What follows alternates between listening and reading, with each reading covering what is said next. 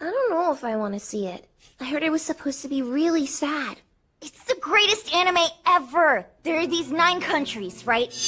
And each one of them has this super shiny giant crystal called a soul future. And because they have the soul futures, everyone in the world has like these perfect happy lives. But then these monsters called voids start eating all the soul futures. Wow! And if they get all 9 soul futures, then the great void appears and ends the world. So, one by one, the voids are scarfing them all up and everybody's freaking out. It's so wild! Anyway, that's when the best warriors from all 9 countries team up to protect the last soul futures. They're called the 9 Soldiers, which is just the coolest name. And they all fight really hard to save the world from the voids. But then Luke, he...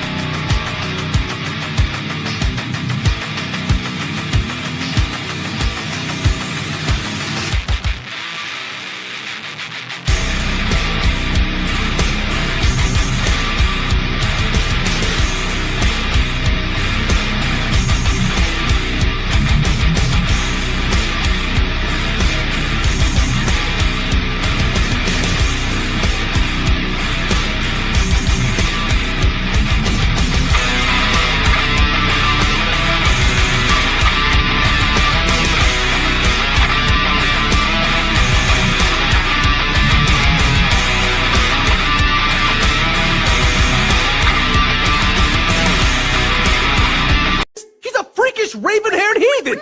Oh my. And, it's just, I mean, well, you know. Where's that woman? She made a rather hasty exit in that direction. To where, though? I'm unsure. Oh yeah! She's gone! Free at last! Good afternoon, judges. We've all read the history and legends of creatures that used to walk this land side by side with us. Now, I've spent many long years reading and researching this very question. Did they really exist? According to my research, they look like this.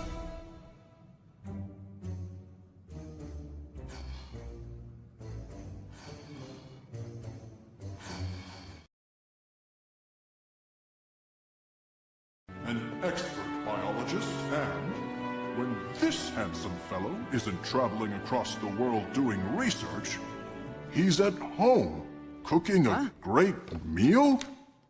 But yeah, that's all true, but Sancho, where did you get that? An excellent assistant knows how to write an excellent introduction. You got it, boss. Or taking a long walk on the beach? Who wrote this mess?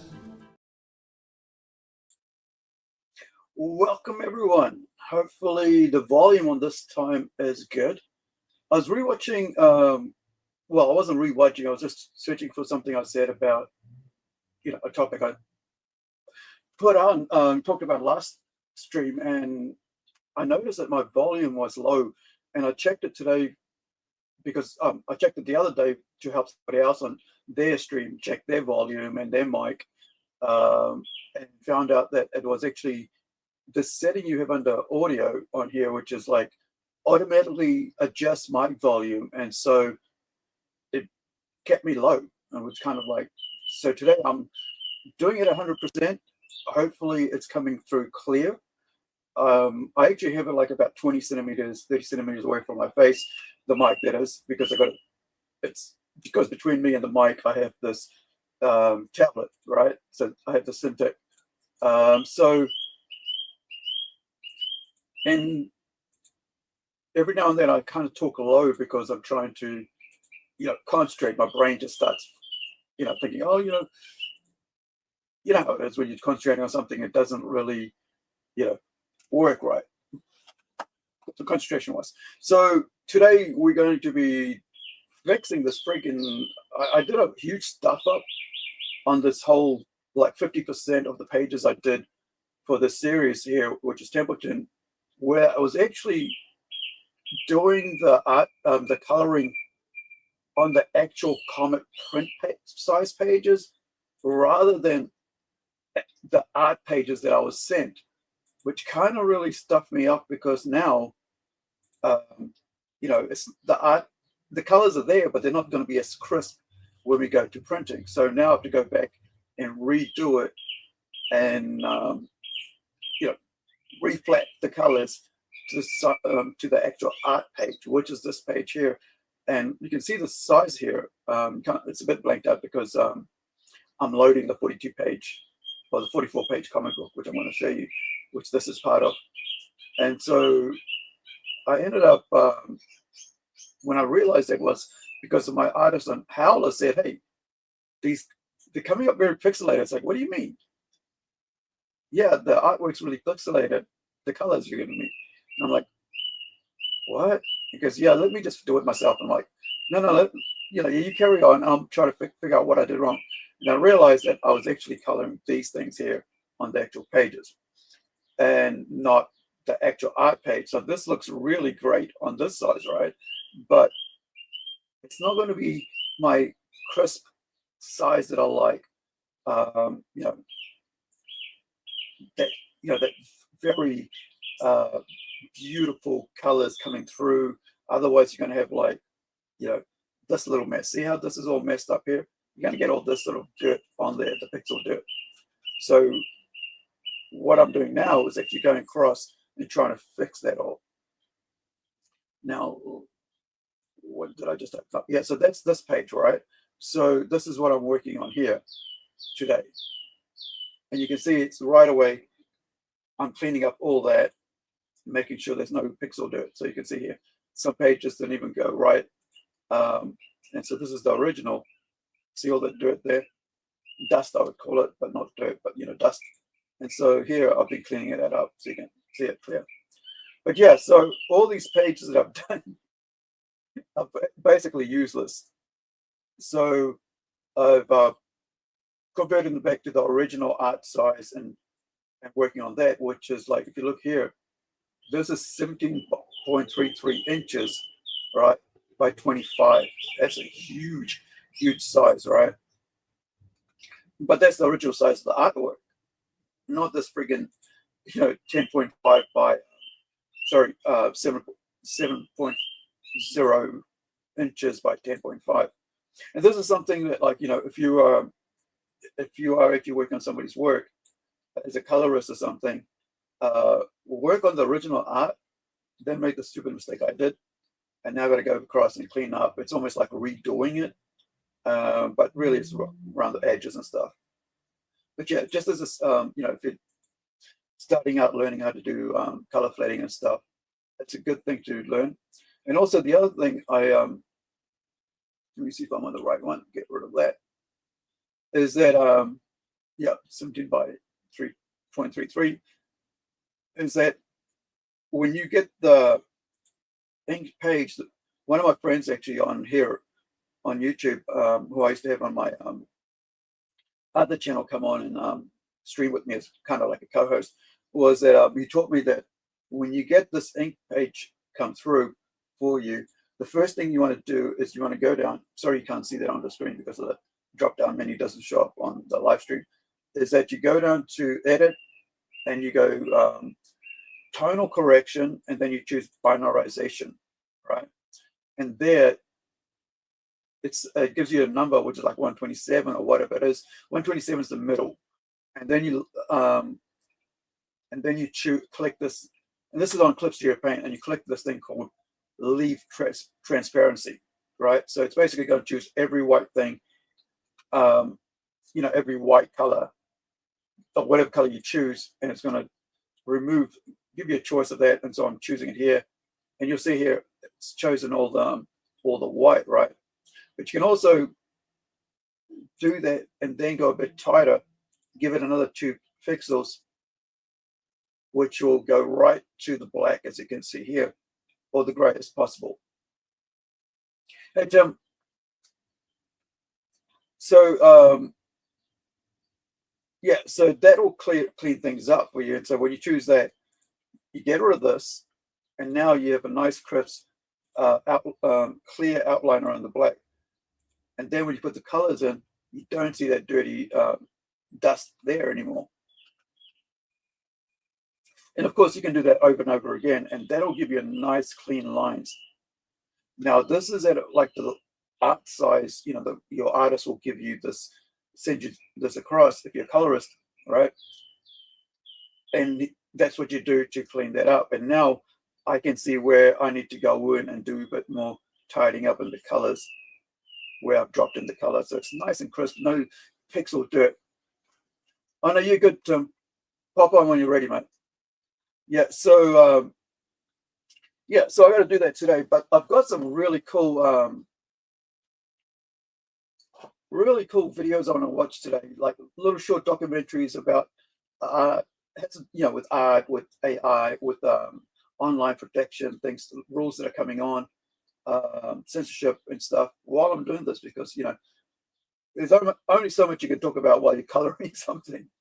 Also, Tim's going to come on as my co-host to keep things moving for you guys. Otherwise, oh, I'm on the wrong screen trying to move my this little tab that's opened up. And invite.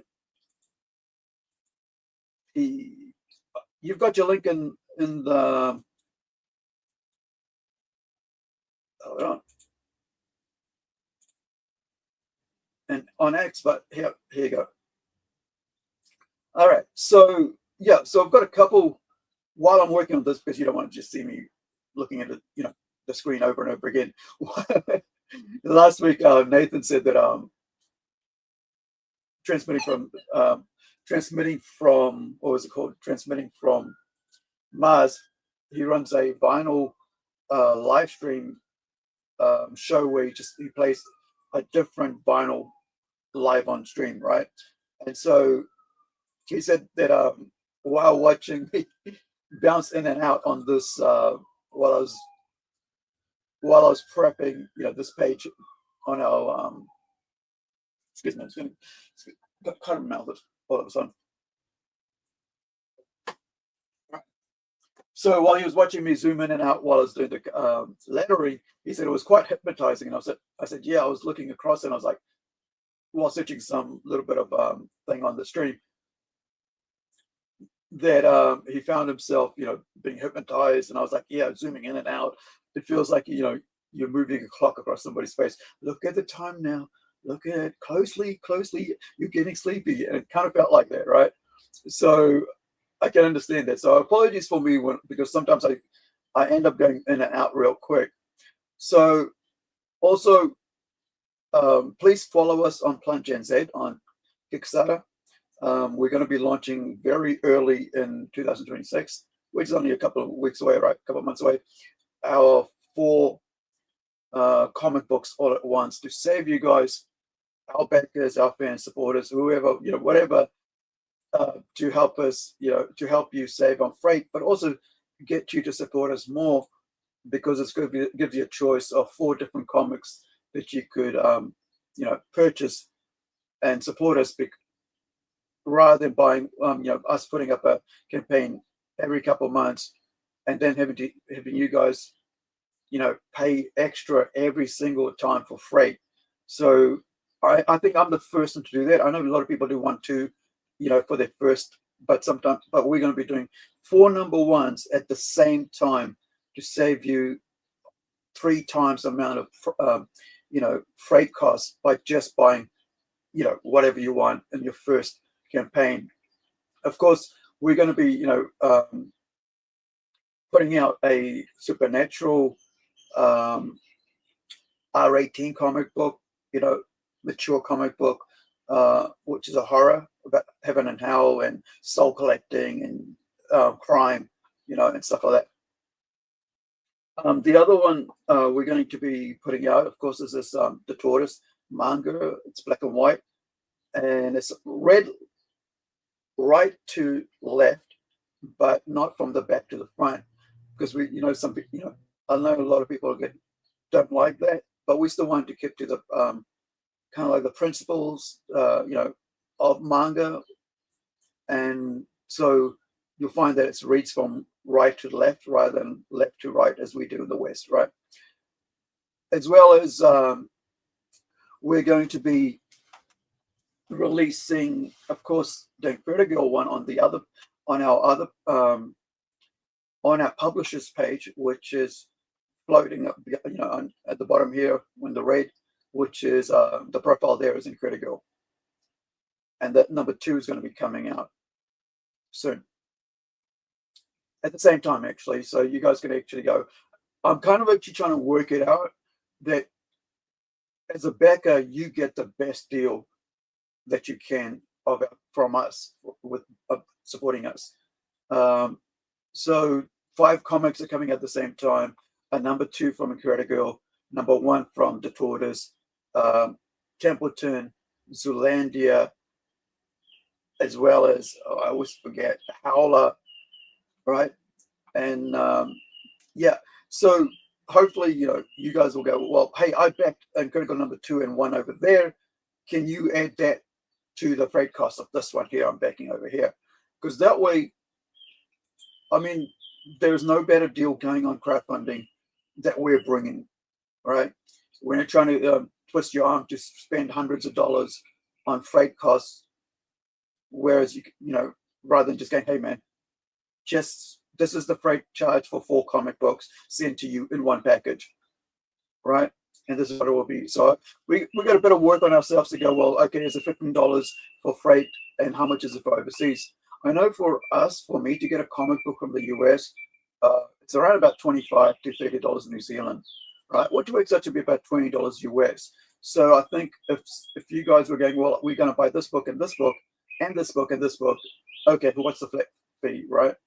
So I'm going to try to make sure that you guys as a backer get the best deal. And the other thing is, we're putting up 44-page comic books, 36-page comic books, right, and 40-page comic books. So there's going to be a variance in the cost for printing for those, but I'm still going to try to keep it as low as possible, because at the end of the day, I am a comic fan as well and a comic buyer, right? And have been for over 35 years. It's only recently that I've stopped buying mainstream comics, but every week, I pick up, backlogs or whatever when I go around my wild hunts, as I say, looking at shops and stores, what they have on the shelves. I do still buy them, whether it's graphic novels, manga, or floppies, because it's been my passion for just about 35 plus years of my life, when I could actually buy them, right? Before that, it was probably, about 40 years. I think I was about 7 or 8 years old when I got into comics, but it was about 15 when I could actually afford buying my own comics. Because I didn't, as a kid, I never got everything provided, but I didn't get pocket money unless it was very, very necessary. I had to do it at school or something. Now, waiting on Tim here. Hopefully, he's going to pop on. But if not, let's get to some videos while we wait. So this is a pretty cool. I was looking at this just earlier, and I thought, you know what, might as well just stream this while I'm, while we're here, while I do some work, because this is actually a first world country helping a third world country without just handing them money. The worst thing you can do to a third world country is just give them money, because millions and millions, like from US aid, right, we found out, went out, and really most of it goes into corruption, corrupt politics and organizations who just use that to promote stuff that you, even as a taxpayer whose money's going into these countries, you don't even support that, right? You don't even believe in that, yet you are paying for that overseas. That's what's found out when they did the whole Doge thing, right? And that made a lot of foreign, what would you call it? Western taxpayers realize that, hey, this is not cool, man. Like, why am I paying into this thing why are these politicians sending all my money to do this, promote all this stuff overseas when I don't even believe in that? Like, it's going against everything I stand for. But they didn't ask me if they could send my money over. So a lot of things, these things actually upset a lot of people, right? And so there was a big hoo-ha. But here's something that Japan's done, which, man, like really is like amazing. So I am going to put on, I think they do have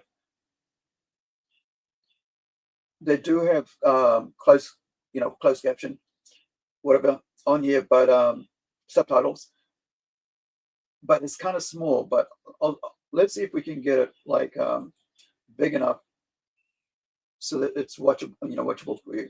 And the other interesting thing about this is that this is Nepal, right? It's around about India, close to India, like Tibet and all that. And so watching Nepal, which is kind of like Asian Indian, like, and I mean Oriental Indian. I don't mean like Asian, like in, brown skinned people, right? Or so on. But like, I mean Asian, like in Oriental, they're very light skinned. So you'll notice that they speak Hindi. Well, I notice that they speak Hindi. And I'm like, wait, I understand everything they say apart from a couple of words. And I'm on the other side of the world in New Zealand now, but my forebears are from Fiji in the South Pacific, which is like a 3-hour plane ride, across the ocean. And so we actually still speak that language, and we have forever, right? For about over 150 years now. No, 160 years now since we've been in Fiji. Since I think it was 1835 or something around that. We've been in Fiji. It's a race. So this is about traditional art form, which is why I thought it would be cool to watch. So let's do this. High in the mountains of one of Asia's poorest countries, farmers are turning a shrub into paper used for Japan's money supply. Most of Asia has gone digital, but Japan still uses yen for nearly half of its transactions. For centuries, it relied on the crop grown at home, until the supply dried up a few decades ago. So it turned to Nepal, where ardgali, a once low-value shrub, grows wild. This new demand from Japan is turning it into a cash crop and revitalizing villages across Nepal.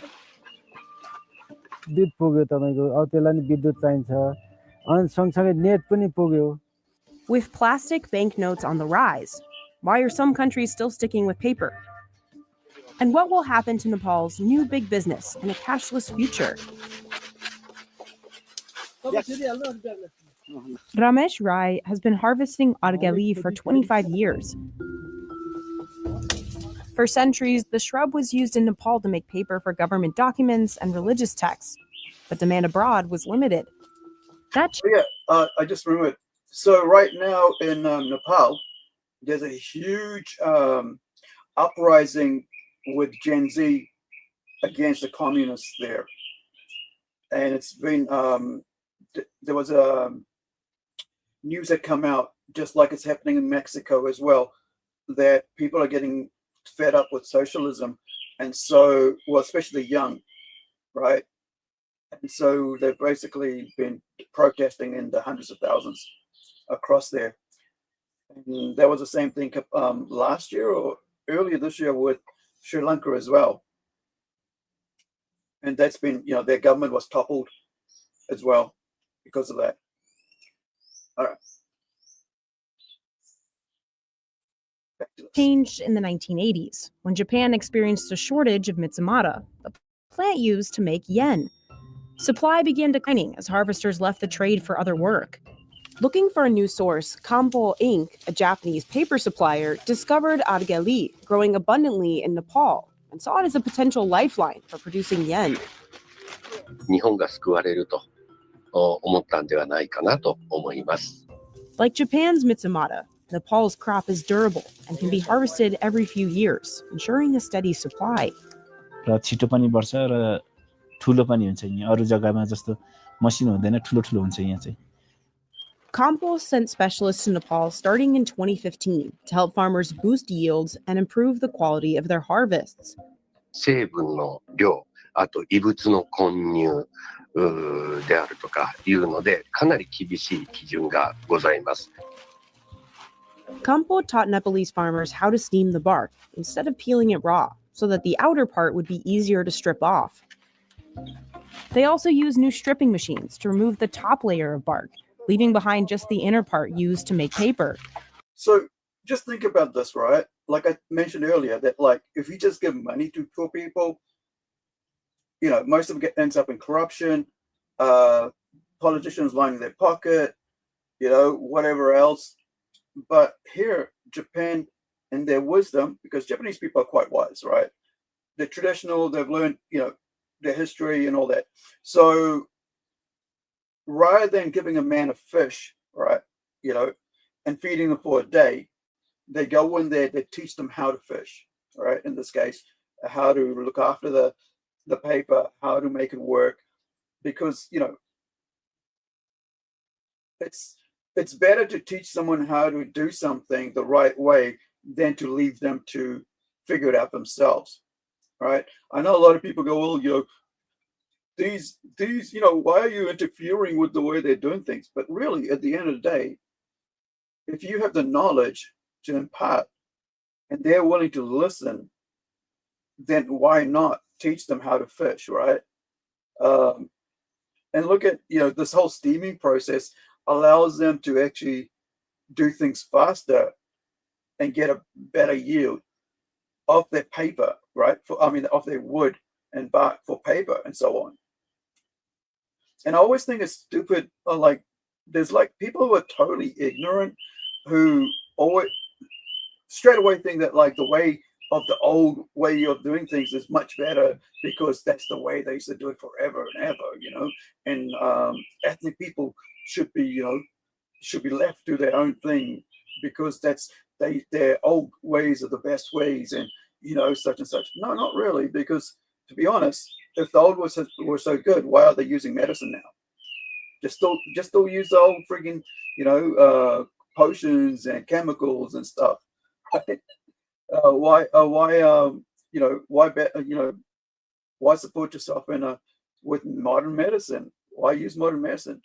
So I think a lot of people, you know, especially Westerners who don't even know what it's like to live in a third world country or even in the South Pacific, you know, out here or in Asia, they really have a big mouth about things they don't know nothing about.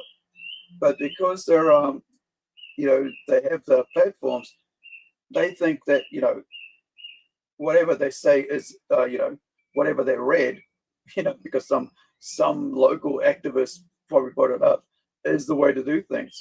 But here, these Nepalese, you know, wisely listen to the Japanese, and they, you know, they allow them to actually profit. And we'll see what this interaction with Japan coming to this Nepalese people and saying, look, man, can we work with you guys and help, you know, and you can provide some stuff and you guys can make a living of it, and for, you know, for generations, if you keep up with this, you know, if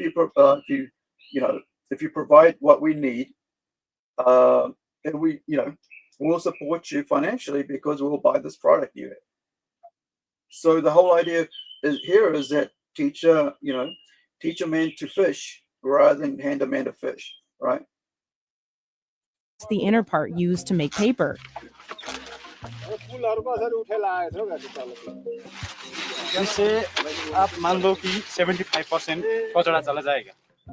A few rounds of soaking the plant makes it easier for workers to peel off the rest of the outer bark by hand.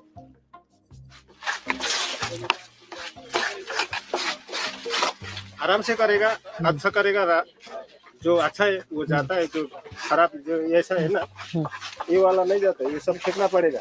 अच्छा, ये इसका ये दाग है जो अच्छा भी नहीं है, क्योंकि इधर तिलकोठी है ना, ये तिलकोठी का कारण इसका अच्छा नहीं बनता है. Workers lay out the bark in the sun. If it's cloudy, it can take 2 days to dry out. This is an important step to prevent mold growth and reduce the weight of the adagali during transport. When Campo first started training farmers, Japan rejected 20% of their adagali. But now, 今はもうほぼ 99% 皆さん永久品で納めていただいております。Nepal went from producing 30 tons of adagali in 2012 to 150 tons a year. Ramesh can earn up to $2,800 annually. That's double the amount he used to earn from corn and potatoes. And he can sell his adagali for 5 times what it was worth before the Japanese market. मैले कहिले पनि सोचेको थिइनँ जापानमा नेपालदेखि लगेको अल्गेरीले पैसा बन्छ भनेर चाहिँ सोचेको थिइनँ.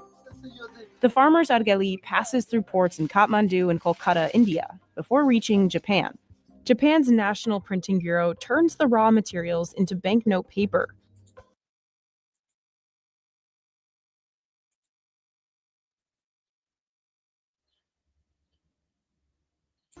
Is that so? And just where did you draw that conclusion from?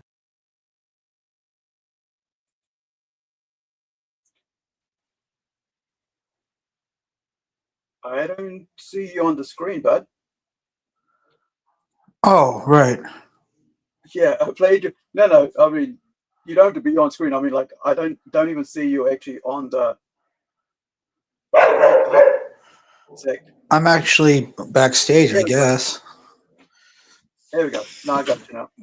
All right. All right. Okay, we got to put you up because this setup is a bit wonky for. Let me move this up. Am I getting? Hold on. Apologies, guys. Let me just reset this setup layout here. Yeah. They're gonna work. I had no idea you were even on. I thought I didn't even get a notice. Yeah. Yeah, it sucks, man. Like, So I guess maybe like keep that in mind when you give me kind of like a day in advance heads up so I can, or maybe a schedule so I can kind of write it down on my own. I have a planner where I keep schedules for things I need to remember. Yeah. Are you on a mobile? I'm just like watching your screen. It's like weird shape on my See, why is it? Oh, okay. It's if I'm on that, then it's doing that. Oh yeah, I'm actually at my parents' house, so I'm kind of in the guest room right now. Okay. You can go off screen if you want, but I mean, I just. So how you been? Yeah. You don't have to be live if you don't want. I mean, like, you don't have to be on the screen. On cam. That's the word. If you want. And I think he is stalled. Oh. All right, let's carry on with this. So let's go back a bit to the process. Japan. Japan's National Printing Bureau turns the raw materials into banknote paper. The yen are printed in sheets and given security features like holograms. Machines cut out individual notes. Then they're packaged up. Every year, this mint produces about 3 billion bills for the Bank of Japan. The country has long valued physical currency. Its first copper coins date back to 708. But by the 9th century, metal shortages and counterfeiting pushed the country to trade rice and silk instead. In the 12th century, it adopted Chinese coins, which were widely trusted across East Asia. In the early 1600s, Japan began minting its own gold, silver, and copper coins to stabilize trade and regain control over its economy. By the mid-1800s, after centuries of isolation, it decided it needed a modern currency to keep pace with Western powers like Britain and the US. Japan started printing its yen made with the Mitsumata shrub in the 1870s. That's really the time period when a lot of countries around the world started issuing paper currency. People are starting to organize themselves into what would become nation states. That's Bill Maurer, who's been studying currency for 25 years. One of the ways that you advertise your existence as a nation state is through things like a flag or an anthem, but also banknotes, territorial currencies. In the 20th century, war and bank failures in Japan led many people to keep their savings in cash. People hold on to cash because of its anonymity, because of its privacy, and also for populations that experienced wartime trauma, because it always works, right? When the electricity goes out or the network goes down, your banknotes are always going to work. For centuries, paper was the default for banknotes around the world, typically made from cotton and linen. But in 1988, Australia broke the mold, becoming the first country to issue plastic-based bills to combat counterfeiting and extend the life of cash. Over the next several decades, dozens of other countries replaced paper with polymer in their bills. There's pluses and minuses to each of them. The people who are designing polymer banknotes almost forget that human beings use them, and human beings are forgetful and sloppy, and they're going to run them through the laundry, or they're going to keep them in a wallet in the glove compartment and expose them to extreme heat, and they might melt. Despite this, plastic banknotes last 2.5 times longer than paper ones. Plastic bills are typically harder to counterfeit, thanks to security features like see-through windows, holographic foils, and color-shifting metallic films. But paper notes have security advantages too. Any kind of note made out of an organic substrate has a particular kind of feel, and that's useful because the way that most cash handlers detect counterfeits is by the touch, not so much by sight. That feel, along with Japan's long tradition of papermaking, is why the country stayed loyal to paper when it introduced a new banknote in 2024. And people like it in part because it's part of an artistic heritage. 一つ大きな脱プラスチックが叫ばれてるっていうのもあったかと思うんです。Most of us who are interested in Japan are talking about these new yen notes, especially these impressive holographic images. The bills feature 3D holograms and special marks to help the visually impaired. This area, it has like this friction that you can literally feel. The new bills are made from Nepal's argeli. The whole reason that argeli was selected is because when you make paper out of the pulp from the bark of that plant, it gives the same kind of touch, it gives the same feel as the traditional paper that they were using in Japan.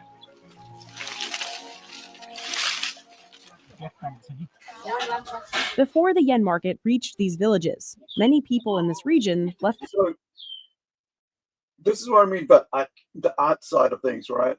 The fact that you can feel, that you can touch, that you can see and hold, right? Right. What's been created. Because with digital, you can't do any of that. And it's not as satisfying. Yeah, and like if I see a digital comic, I can read it, that's it.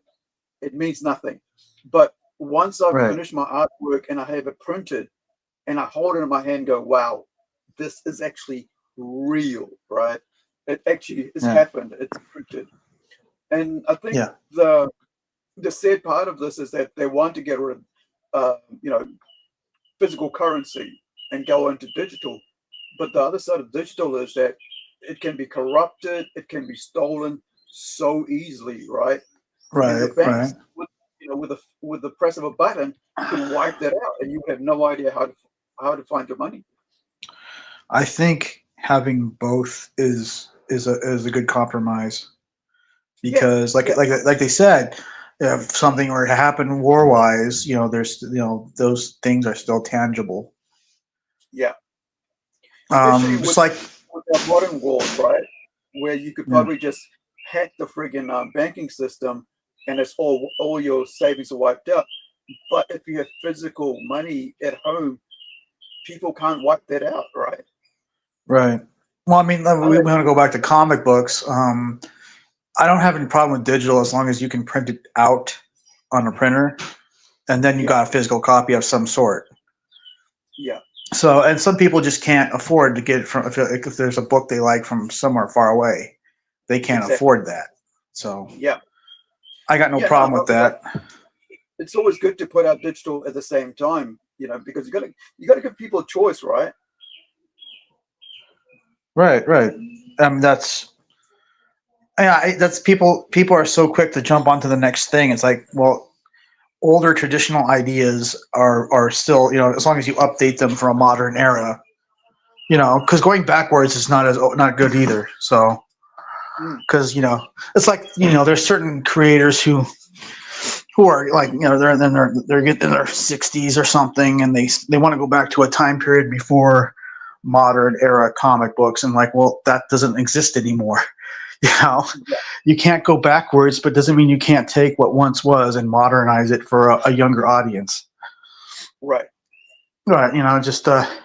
But they don't want to do that. They want to go back to a time that's familiar because that's when they were more relevant. And I hate to say that, but that's how they do it. But I have. It made them relevant. It made them important. You're right. It's a time period that makes more sense to them. Right. But sorry. I don't have. I have no.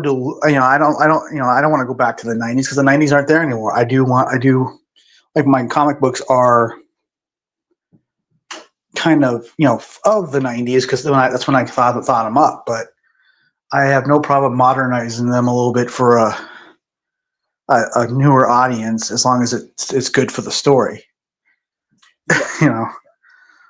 So I guess people need to balance the two. Right. So I was watching a documentary. Well, not so much a documentary, but an essay, a video essay about the Sears, whatever it was, like the company, right? The multi-billion-dollar company, and how it failed. And from its birth way back in the 1800s to the 1980s and so on, and until recently. And they should have been the Amazon, right, of this day and age, but they chose not to be because they got rid of their catalog system. All the information they had on their catalogs, they could have just transferred online, but they decided to stop it altogether.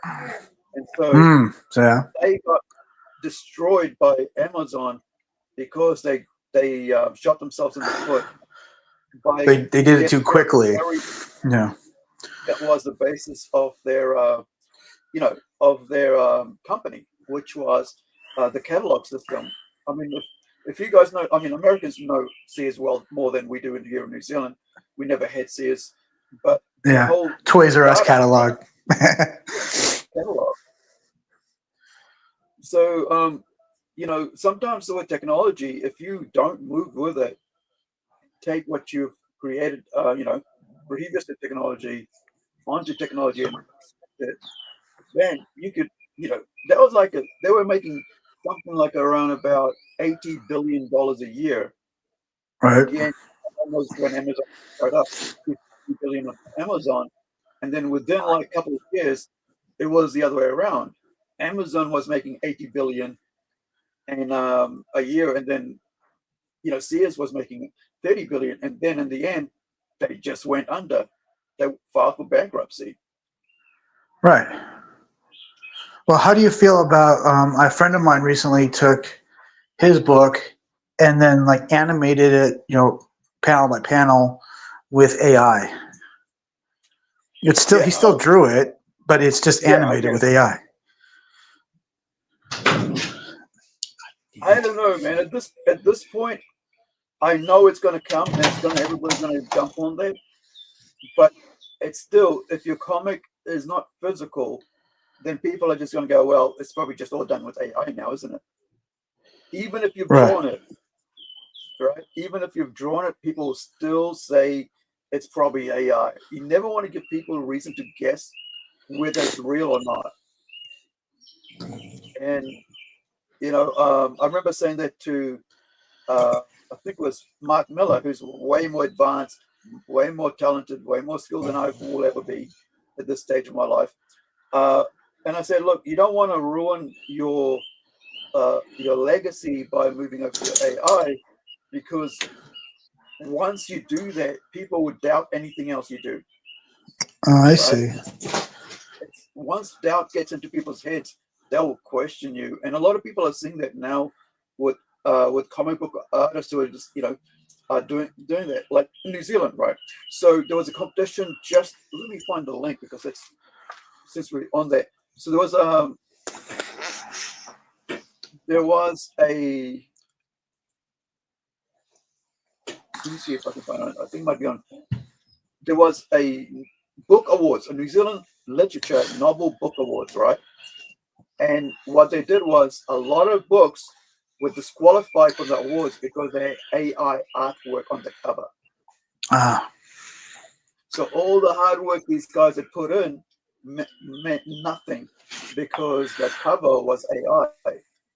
right, but that's One of because my friends used, I would say that's because they had all the AI do the heavy lifting.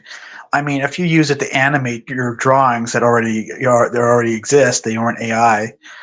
I mean, I'm not an animator, yeah, so I kind of almost don't see that as cheating. I see creating a property out of nothing but AI would be cheating.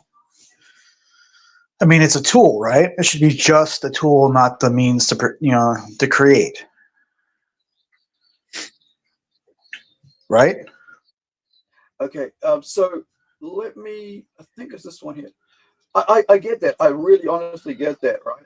But the thing here is that where is this friggin' link? Come on.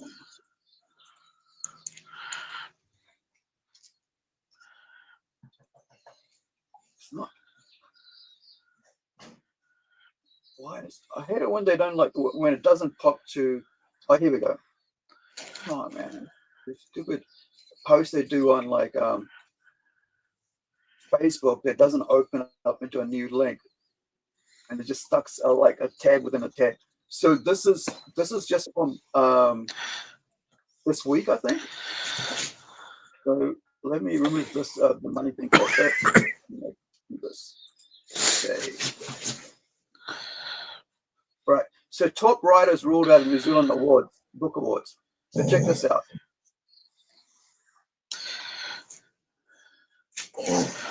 I don't see anything. You're not seeing anything? No.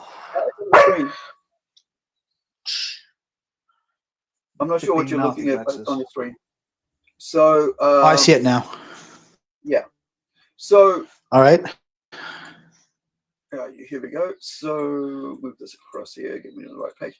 So top right. For those who are listening and not watching, this is what it says from radionewzealand.co.nz Facebook page. Website. Top writers ruled out of New Zealand book awards due to AI covers. For the first time, AI regulations have been applied to the Ockham. Is that how you say it? Ockham New Zealand Book Awards, including every detail from cover to cover. So you got obligate carnivore, right? As a cat. Yeah, I can see that. Yeah. See, so that makes sense to me. They didn't necessarily draw. Yeah. Yeah. So for those listening, they didn't necessarily draw those covers. Yeah. So there's two books covers here showing, which is Stephanie Johnson, her book Obligate Carnivore, and then there's Elizabeth Smithers, two women, Angel Train, 4 novellas, right? So two books by distinguished authors have been ruled out of New Zealand's premier literary prize because their covers were generated with AI, right? So wait, were they comic book creators or were they writers? No, these are novels. Did they write novels? These are book awards. So here's the question I have about that is that you're supposed to read those. The pictures are not. So why is that an issue if they're just writers? Because as long as AI didn't write the inside of the book. How do you know though? Right. That's another good question. Right. Right. So that's what happens. If your book cover is AI, how come, and you're advertising that, and that's your advertisement for your book, what's to say your inside is an AI as well? What's to say you didn't write something and put it through AI to fix it, right? To make it better, to make it more pop, whatever you want to call it. So right. I get that too. Yeah, so these two are supposed to be, and I've never heard of them because I don't, read books. So these two are distinguished New Zealand writers. So here's the prize that they were removed from getting, right? The Prime Minister's Literary Awards were removed from the contention for $65,000, right? for the awards, right? Which is like around about, I guess, about 40K, 55K US. Right? The New Zealand Book Awards Trust, which run the awards, said a book suspected organizers, upon which Christchurch-based publisher Quentin Wilson confirmed it. So yeah. So Is there a way for them to test? Is there a way for them to test if a novel has been improved but with AI? Yeah, you just put it through AI. Go, what part of this is written by AI? I did that with images. When I see images come through. That's actually kind of funny. Like we suspect this having AI in it. Let's use AI. That's funny. So I'll leave that for you guys and to check out. The links there in the chat and on the screen. Yeah. So yeah, so this is what's the proper way to deal with AI, right? With these people who are cheating. Rather than getting someone to do a book cover, which like one of our friends did it. That shouldn't be hard to do. That shouldn't be hard to do to find an artist and say, hey, I need this for a book cover. Pay one, you're only paying for one illustration. Exactly. Coloring and all that. Yeah. I understand that. But what about animation? Animating is a different creature altogether. Well, you got CGI there, right? CGI's been used in animation, which people don't like at all. I don't like CGI animation unless it's done properly, because most of the time it's not done properly. Right. So there's good CGI and then there's bad CGI. Well, it all depends. Like, I mean, people like you to actually do things yourself. If I'm going to pay for something, I want you to do it yourself. Right? If you're going to call yourself an artist, I expect you to create that artwork, not just chuck it into AI, Right. and have it do it for you. Bob's your uncle. You got something. I see. I get that part too. Yeah. Well, here's the thing, right? So, from a personal experience with one of our friends, he actually paid someone to do an AI cover for his from the US because of it. He's got a publisher in the US for his book. I have that sitting on my shelf, and we were really pissed off when we found out it was AI. After having bought it, you felt cheated. Listen, Sorry.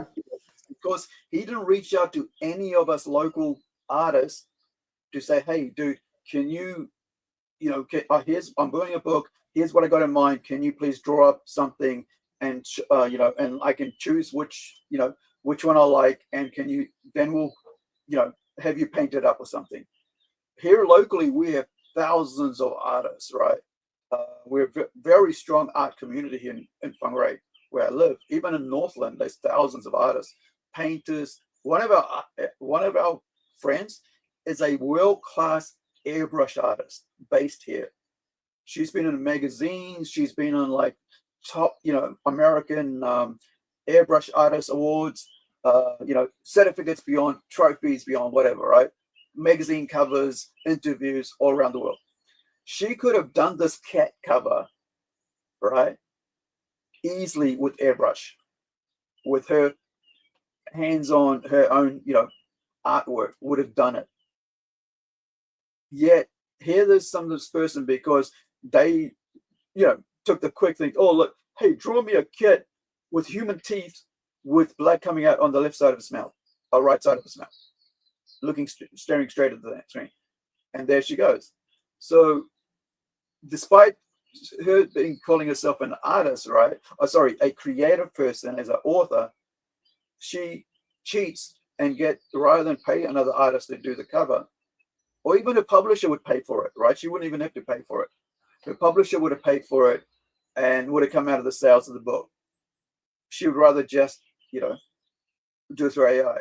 And I'm laughing at this because it's like, yeah, you deserve all the mockery you get for doing this, because now nobody's going to trust you, because now that you've said that you've already used art and here you've got them on your cover, AI, you've got them cover, nobody's going to trust you that your book work, because you're already compromised, that we can now trust you to do any writing yourself, right? I see. What about using AI for concept ideas? So if you're trying to think of some ideas, as long as an artist draws whatever ideas you come up with changes here and there. That's fine because you're using it as a tool, right? AI is Right, supposed to be a right, tool, not a creative thing itself. right. It shouldn't be used as to replace creative artwork. I agree with Right. that. Because somebody's got to pay for that, right? I mean, the whole point of you doing an artwork, unless it's just a hobby thing, you're going to be selling that. Yeah. Well, right now for me, it's just a side hustle. I'm trying to make it something that will one day maybe replace how I make money.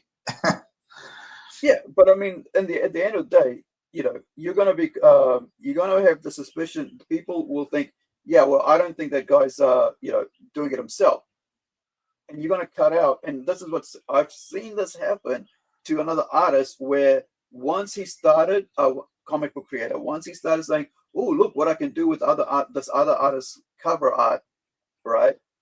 And when I put it through AI without even asking that guy for permission, right? Because I would highly doubt a professional comic book artist would give permission for someone who's a writer, right, to say, "Hey, man, you can put my art through AI, right? You can put it through that generative engine, yeah." But I don't think that would have happened because I know I would never do that to somebody else's work and go, "Hey, I'm going to put this, and then I'm going to put this on my cover, and then I'm going to promote it, and now you don't get paid for the extra work that I've used your artwork for." Honestly, that's what I think has really cost them. And to be I see. honest, I think a lot of people don't think about the human side of things, where people go, "What? So now that you're going to do that with my art, who else's art are you going to do that with?" Right? You did that with that guy's art. Are you going to do that with my art? I'm not going to work with you anymore. Right. See, I see that too. Yeah, because I think people don't think about the human brain and how we are very suspicious when people, cheat or once bitten, twice shy. Right? That's the whole thing about Yeah. this. Well, that's why in the U.S. you can't. And I try to tell people this. If somebody's doing that and that's like people quote unquote call themselves artists, but they use AI. I said you can't copyright that if you're in the U.S. You can't send Exactly. that to a Oh no, you can't can't copyright that send anywhere. the Library of Copyrights will reject it right off the bat. Yeah. And Yeah. people don't Generative listen to me AI when I tell them that. But people keep doing it because they know there's people who are who don't have time to find out if it's their art or if it's actual human made or not, and that's what most of these AI you know tech bros are basically, or whatever, are trying to make money of it because they think because people are either not aware or they don't have the time to check it out, they can get away with it. Like people are selling these AI shit for about $1,000 to people who don't know it's AI, right? Yeah. Also, they're lazy and they don't want to learn how to do something. Yeah, yeah. I remember when it hit. I remember when it hit the market. It's finally will be. They're kind of mocking people who are creative because now they don't have. They can't be elitist about it. I'm like, Yeah.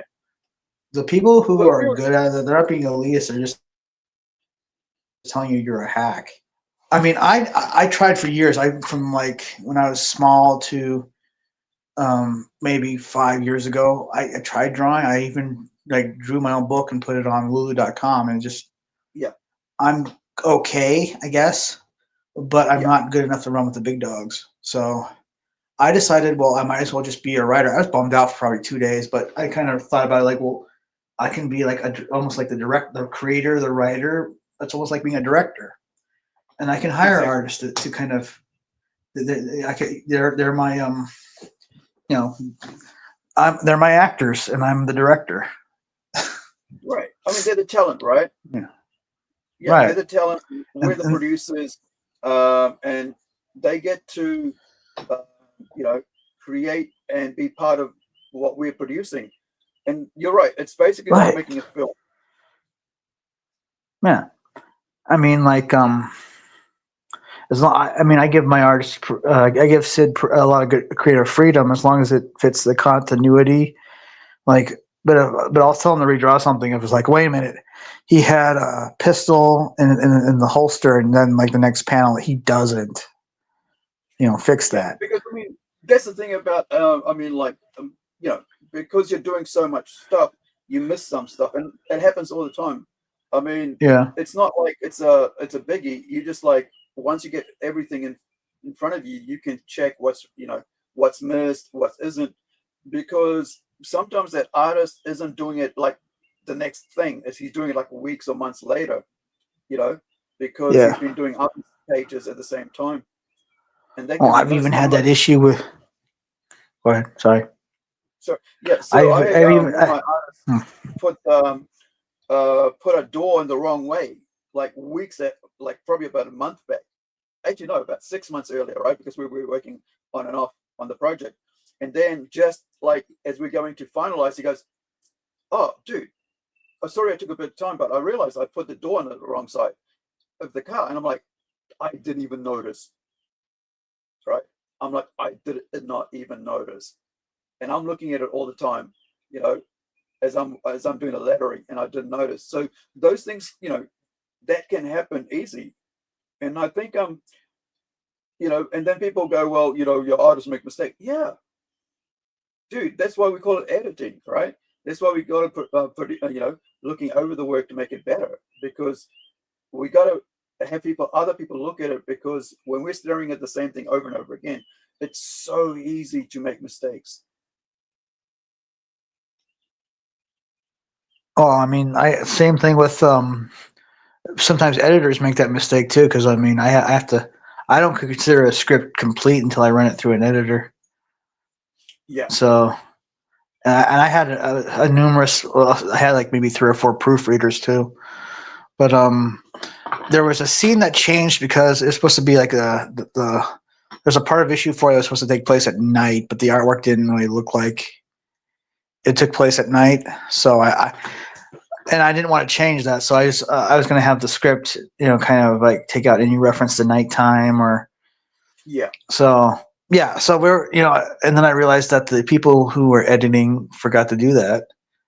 So me and another editor had to kind of go through that and kind of change, and it was a simple change, but I hadn't noticed it for most of this year. So good thing it's good thing we got that done, because as much as the book is getting worked on art wise, it's slowly getting lettered. So like 7 pages have been lettered, but the rest are still I should be having 3 more pages done. Yeah. Yeah. So it's coming along. Cool. I finished. Well, I did my. Let me show you. So it's probably show not tell, right? So let me just save this. What I'm working on, and I'll. Oh yeah. By the way, guys, if you're just joining us, this is what I'm showing on screen. Is these 2 artists went up for writers, well-known New Zealand writers, right? Novelists, whose work went up for a award for about 50,000 US, I think it is, $65,000 New Zealand, and they all were kicked out of it because they had AI covers, horrible AI covers, right? And these 2 will now be known as AI, like in your brain, like will never be trusted. Well, I would never trust their work going forward, right? Because they use AI for that. What's to say they won't use AI for their? Let me bring in what I'm working on for their writing. So the stench, that's what I'm trying to get at. The stench of AI is now connected to them forever. So what I'm working on, or today I'm working on coloring, but what I was saying earlier, yesterday I handed over to Joachim to go out and finish off his part of the writing for the book he's colored and illustrated, which is Fantastical Romy. It's a 40-page comic book with about 32 pages of art, like story. So it's quite a big comic book, you know, with art-wise and storytelling. So I'm just waiting for my foot to load, and then I'll show you this this entire comic book setup here, right? So this is it here. So you've got this entire comic book setup here. Let me just, so you got the cover, which is, this is like the B cover, right? The variant cover. And so we're approaching a comic book artist to actually hopefully write a forward, and this is where they put information on forward page. That's why it's blank. I've got to email them first and see, if the one we've chosen, the artist chose, will we'll be okay with writing it forward. So this is all the lettering done. I turned it into a PDF and sent it across to Joachim, the writer and the artist, the colorist on this book, to do his bit, which is write an anatomy of a cover, which is this one here. A bit of information about how he chose this and whatever. Let me go over here. We can see this. His pencils, deciding how to ink it and why he, all the choices he made on there. So, so I got a note for him. Say, hey, Joachim, can you write some text for like the idea behind it in the process, right? Spelling mistakes, doesn't matter. It's just he understands what I'm saying, right? So then we've got the map, and then we've got like kind of a page with history. So it's not, we don't have too much back matter on this. As you can see, it's only 4 pages of back matter, and one of them is basically a lattice page promoting our future books. And then the back cover's got a cover of another book that we're putting out. The reason I put this one on the back, sorry, you can't see that too big there, is because this is a page, this is a cover that Joachim himself did. So not only, he's got the front cover, he's got the back cover of his artwork. So here, this is me a while to write,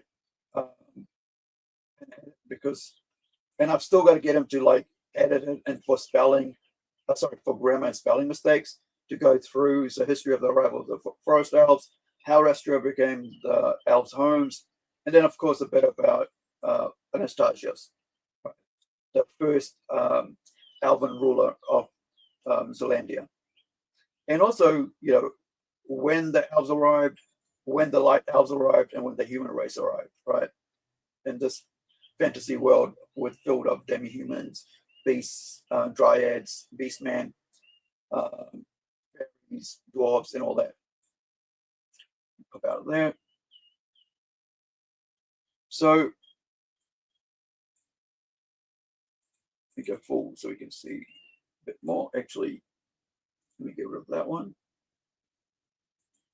So yeah, so this is the cover I was talking about, the back page. So this is another, comic that we've got ready to now go to the kind of like the final review and finishing process before we get to go for the final review, which is like handed out to a couple of people, the PDF with the forward in there, with Joachim's writing, addition to it, and then also, showing what other making sure that even after it's gone through Joachim and my spelling and grammar checks, we're still going to go through another grammar check and spelling check. So you've got the leads here. You got Romy and her counterpart Romalina from the fantasy world. This is a cover for issue 2 that we've done. You got a mermaid there, and also, a headshot design from the co-lead, which is Gramzel Dragonoid. And then we've got, put up some magic circles that I've designed, all designed, digitally by me. And there's like something about 50 of them, 35 to 50 I've designed for different levels and for different people. And of course, they've got the covers for the Tortoise manga, and then you've got the Incredible #2, the All Ages superhero comic book. That's the A cover. There's about 3 different covers for variants. And then this is like the, I think this is the A cover. Oh no, this is like the B cover to Templeton #1. The A cover is a joining cover, so there's all 6 A covers joined together to make one big, huge poster, single image for the A cover. So you don't have to buy like variant covers to make them join up. There's something that decide like, well, that's better than like making a C cover that you got to pay $20, $30 or $40 for to make join up. So just buying the A cover at whatever price, I think it's about $15, because these are like, it's a 44-page book, or depending, I'm not sure what the publisher's going to price it out at, because we don't know what the printing is going to be. We'll know soon, but right now, not aware. But there's some amazing, art that's in here that Iwakim did and designed, colored himself. Battle scenes, dragons going off on themselves, fighting, all right, and so on. All right, so here's the thing, right? So if I was like, since we're talking about AI, if I then decide like, oh, you know what, I'm just going to put this through an AI generator, and then say Joachim's artwork, and go, oh, it's going to look really cool now. And that basically puts into Joachim's work that I don't trust him as an artist, right? That would, I should say. And then that would also put a word out, to everybody else in the art scene, comic artist scene, to say, wait, this dude is probably going to put my work through AI. I don't want to work with them, man. That's something that people don't really think about when they start doing this to artists' works by putting them through generative AI, right? What do you think about that, Tim?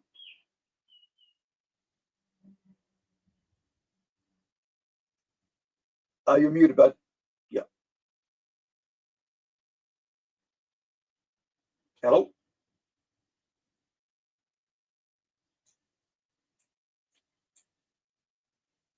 Yep, I think you're still muted. Anyway, so let me pop this off and I'll go back to coloring and I'll bring on the rest. We'll go back to watching the awesome help that Japan's been doing with Nepalese people and using their shrubs, right? Basically, it's just it's not like a very heavy use timber. These are just like shrubbery that they're turning into paper for the Japanese yen.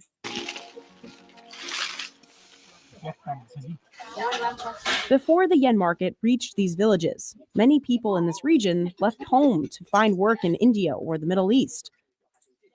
Those who stayed had to trek to faraway markets to sell their goods. पहिला यहाँ त दुःख हुन्थ्यो अब गाडीको बाटो पनि थिएन अब अहिले चाहिँ अब प्रशस्तै काम गर्न सक्दाखेरि खेती गर्न सक्दाखेरि हुन्छ. Now, with rising demand for art gali and new roads being funded by the Nepali government, villages are seeing renewed growth. तर अब म खुसी पनि छु एक प्रकारले किनभने यहाँको मान्छेले. Isn't that awesome, man? Just because Japan wanted paper and taught these guys to how to process their paper that wood and the shrubs for paper more easily, the government now goes and funds roads to be built to these villages, right? And then of course, you got to like, oh, now we'll make sure there's electricity there, make sure that they've got everything they need to provide this wood for export, right? This pulp for export. And so just because of a tree in another country, in a village, now in a third world country, now they're able to get so much benefit from it, even to the point of a better roads, because Japan decided to, had a need for their wood. रोजगार गर्न पाएको छ उनीहरूले यहाँ काम गर्दाखेरि सबै परिवारसँग बस्न पाएको छ खुसी नै छु म पनि त्यसमा चाहिँ By growing argali exclusively, Ramesh is able to employ about 50 people, the majority of which are locals. अहिले फाइदा छ अहिले धेरै हुन्छ अनि काम गर्ने मान्छेहरूले पनि पहिला काम गर्न जान्थेन मैले 5 स्तर अनि झापातिरको मान्छे लिएर काम गराउँथे अहिले चाहिँ सबै गाउँकै मान्छेले गर्छ काम पाएको छ उनीहरूले पनि काम गाउँलेहरूले पनि काम पाएको छ उनीहरू पनि खुसी छ म पनि खुसी नै छु मेरो व्यवसाय चलेको छ But how long will this boom last if Japan ditches cash? Japan's cashless rate more than tripled over the past decade to about 43% in 2024, and the government aims to raise it to 80%. 心配はネパールの生産者とともに我々も非常に危惧しているポイントであります。Kampo is working to get argali farmers to produce other products for Japan too. 今筆頭でやってますのがわさびです。Farmers like Tikaram Katiwara say they're ready if the demand for argali dips. He's already prioritizing other crops that he can harvest more frequently, like kiwi. But demand for cash probably won't go away completely. Nearly a third of Japan's population is over 65. Older generations grew up in a cash-first economy, and many are still more comfortable with it. And Japan's near-zero interest rates mean bank savings earn almost nothing.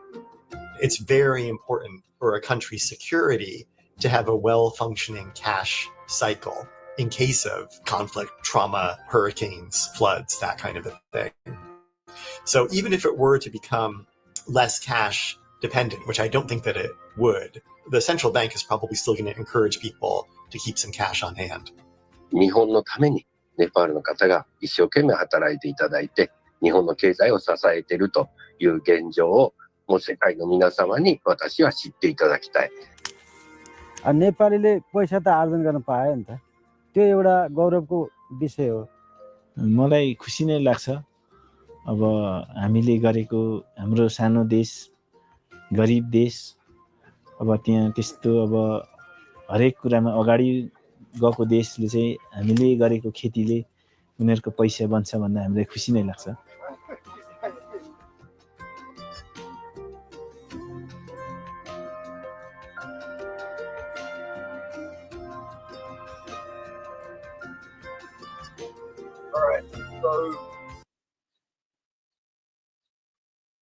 There was another one that I had set up,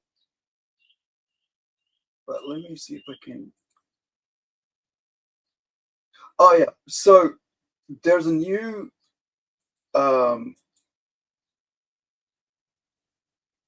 website that's set up called I Am Human, and this is to promote, and this is the link here. This is to promote human art. Have you seen this, Tim?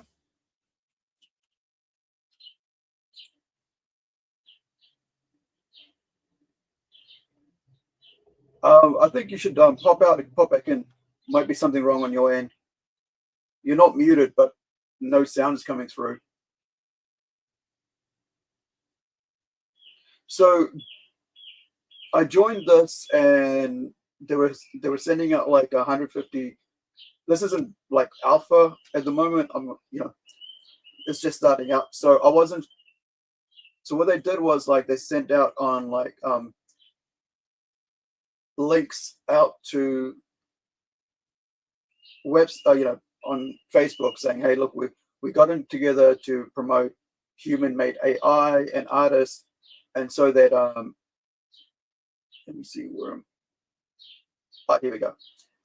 And so creatives who are against, not against, but like want to promote and differentiate themselves away from anybody being known as someone who uses AI, but be seen as someone who, actually uses who does it themselves rather than using AI. So you've got a whole bunch of artists have joined up, and I'm one of the early ones who've joined up to this. So you get some really cool work here, being shown by artists, from around the world who've joined up to say, like this dude here, Soul Good Sam, showing off his work, his first work, because at the moment they want to confirm that you are, that you are a creator and so on, or that you're actually a human creator. So I'm there with, I put up this chibi that I did a while back for this comic that I'm working on now. This one here, as a cover that I was mucking around when I was trying to get my my creative juices flowing, because mostly I'm doing lettering, producing, editing, and designing onto comic books. I'm not actually doing the artwork itself. So I ended up putting that up to show that I am a human artist and I do not use AI. So you've got a whole bunch of people here who've joined that. So pop in there with iamhuman.art and you'll be able to see, who are the actual artists you can trust when if you're looking to reach out for commission work. And so that is iamhuman.art. All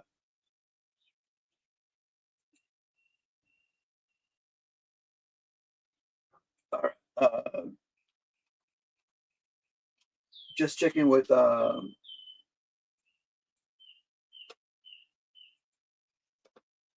I don't see you in the back room. Sorry. Now I see you. Might as well get rid of that message. Okay. You're back. Cool. Yeah. So have you seen this site? No, I have. I didn't even know it existed. I'm pretty. Do you submit your artwork and it says if it's AI or not? No. This is about human. It's a site for human artists. Oh, okay. So if you go look at somebody's work, I would love to, get you to, join us and so on, right? Do a commission for me or do a cover or whatever, and you like someone to do something for you. You can actually, you know already this is a human artist that's been verified. Right. Yeah.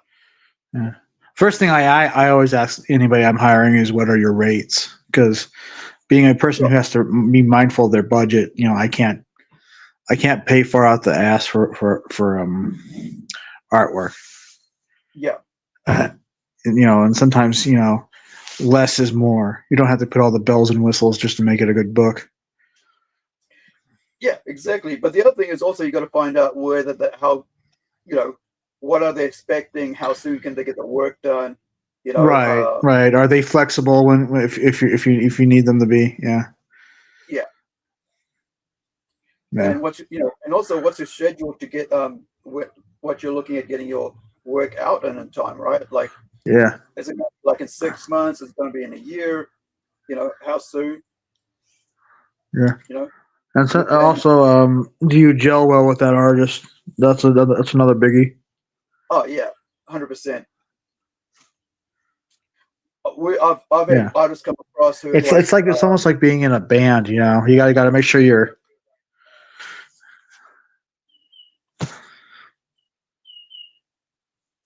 Yeah, so I've had artists. It's kind of like being in a band. You got to. Is there a delay between me and you, or? Yeah, it probably is. Like sometimes you cut it in and out. All right, so I've been I've had artists who have started work with me, and then almost finishing the work, and then basically I don't want to work on it anymore for whatever reason. Oh yeah, have you had anybody just kind of ghost you after 2 pages? After 20 pages.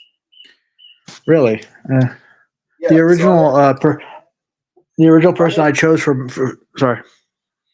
I actually have 2 comic books that have almost finished that are sitting there that I can't release. Really? Yeah. I'm more of the show must go on. So Melvin 2, there's a preview at the end of the first book, and he kind of fucked off after 2 pages, and I couldn't get him to do any more pages. So I hired a certain other artist who only did 13 pages of it when we were actually working on the book, and then he just kept dragging his feet, so I had to fire him. And then that's when I hired Sid, and Sid. So it's like 13 pages or somebody else. The original version is someone else's art, and then Sid kind of came in and saved the project. Right. So I'm the kind of like the show must go on regardless of if somebody gets kicked off a project or not. Yeah. So either way, the book's coming out. Yeah. Yeah. I've done that with one book, and I was able to do that, replace the artist altogether. But another, like this other 2, I wasn't like, it was, we got all the pencils done, had everything all sorted, and then 2 pages left to do, and he's, basically just bailed. And I'm like, what do I do now? So I just thought, you know what, I'm just going to do something else until I find an artist who can mimic that artwork, and and finish up the last couple pages, and then we can release it. But like when you're doing like a 8 issue comic book, and the first issue, you got the artist all thing, and they break their contract, right? It just sucks when you sign a contract, if you don't read the damn contract, then don't then don't sign a contract. Seriously, I mean, like, I think artists are so important now sometimes, where they can just move in and out of projects, but they don't realize that when they do that, You stall the project. right, the word will get around that this is someone that you should not work with, because they do not actually, work well with others, and not only that they break contracts, right? That they break their word. Well, I've never done a contract. I've done kind of a verbal agreement most of the time. But I also, from when I worked on my first issue to the second issue, I came up with a no tolerance policy, to where if you start dragging your feet or making excuses, you are replaced, and then without warning, you are just you're replaced because you're not doing your part of the bargain. So, sorry. Yeah, no, I do everything through contracts. I don't trust people, trust artists after the last couple. So, because I don't want to be like left in the loop after someone decides that, well, they don't want to do anything anymore because they, that's how they feel then. So, whatever the case, I'm like, nah, we're going to look at everything you've done. We're going to look at what you're able to do for us. Here's what we're doing in return for what you're doing for us. Because there's a lot of, like, at the end of the day, there's money involved, right? That you're trying to run a business, whatever people may say. For some people, comics might be just passion, right? So just they don't care whether they get it out or not. But like when you've got long-term goals of producing a whole lot of work that you're very passionate about, that you want to get it out into people's hands because you've been working on it for years, and sometimes some of us have been working on these projects for decades, writing them, especially if you're a writer creator, and then you get it off the ground, and suddenly you're halfway there, and then somebody just bails. Yeah. Well, like I said, throughout since let's see, I've been in the game about 5 years. Right. I've learned. Like I said, because of a certain artist, I have a zero tolerance policy. I mean, even before I fired him, I went on Facebook. I'm in several groups on Facebook, and I put out an ad looking for someone to pencil Melvin 2 or a book. I got offers right away, and that's how I actually ran into Sid. And sometimes you hit gold, but for some reason, Facebook has always worked for me. Yeah, but even when you get someone, there's some dodgy people out there who are using other people's work to promote themselves, right? Recently, I think it was in the last 6 months, we had someone come across whose work was so different from page to page that I could tell it wasn't the same artist, right? That Right. it was somebody who was like a go-in-between kind of situation where they were using somebody else who they would pay like, a third amount because they were somewhere in the third world, right, overseas, and so they would take the work as like a manager of those people without you knowing who those people were and without them knowing what they were working for, right, or who they're working for. And so you got a lot of people that like that now because of online, who will pretend that this work is theirs. And the worst thing now with AI is that now they can pretend that AI that they copied is their work, right? So I haven't seen anything. I haven't seen anything very dynamic that could fool me. I've seen, like, I'll look at a thing, and if it's too bright and it's not very, it's not even a pose. It's like, okay, that's AI. yeah, but what if you're tracing AI, right? So I don't know. people have come across and found that there are people who are actually generating art through AI or images through AI, and then using that as a tracing thing to trace that image in their own way, right, with their hands, digitally, whatever, and then calling it their work. But then when you overlay it across the original work, you see it's not their work; it's somebody else's work altogether. Oh, Now, talking about that, I've never come across that. get exposed for tracing. Yeah.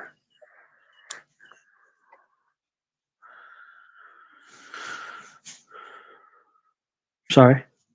Did I You know interrupt? someone exposed for tracing and compensate?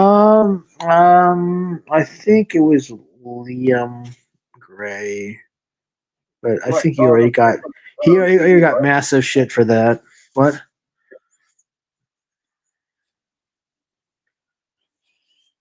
I'm sorry. Yeah, from CG, right? Comicsgate, Yeah, that was Liam Gray. right? So, Yeah. and So Liam's he been like supposed. Oh, the king, right? He's one of their top comic creators with Comicsgate.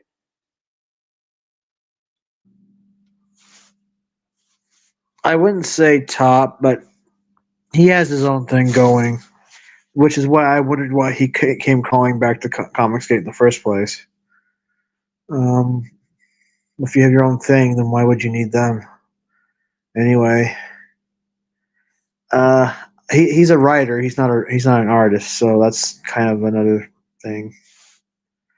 But that's even worse. Like if you're a writer, just write, right? And like do whatever you got to do. Yeah. But why you try to come across as an artist when everybody knows that you're a writer, and then suddenly you're right. Suddenly you try to like trace art and make yourself look like Jim Lee or someone, right? Yeah. Well, supposedly It's like he I can got trace Jim permission Lee's from an work. artist or something, but I don't know why an artist. Yeah, I could trace Jim Lee's Doctor work, Doom. or even Rob Liefeld's, right? Or even Todd McFarlane's, and look really great, Yeah. right? Oh, yeah. Well, it'd be hard to plagiarize Rob Liefeld or those guys' work because they're so unique. Yeah, So but you could still change a few things, right? probably. I'm just saying Rob Liefeld. You can tell if it's a Rob Liefeld picture. Sure. He's. Yeah, I mean, I could look at a Rob Liefeld piece I've never seen before. That's Rob Liefeld, all right. I can tell from the pouches. Yeah, but that's because there's this distinct thing, lots of pockets and pouches. But what I Yeah, mean is, like, yeah. you could actually put Rob's work through AI, and then you could like trace over that, and then call that your own work, which is what's happening right now, right?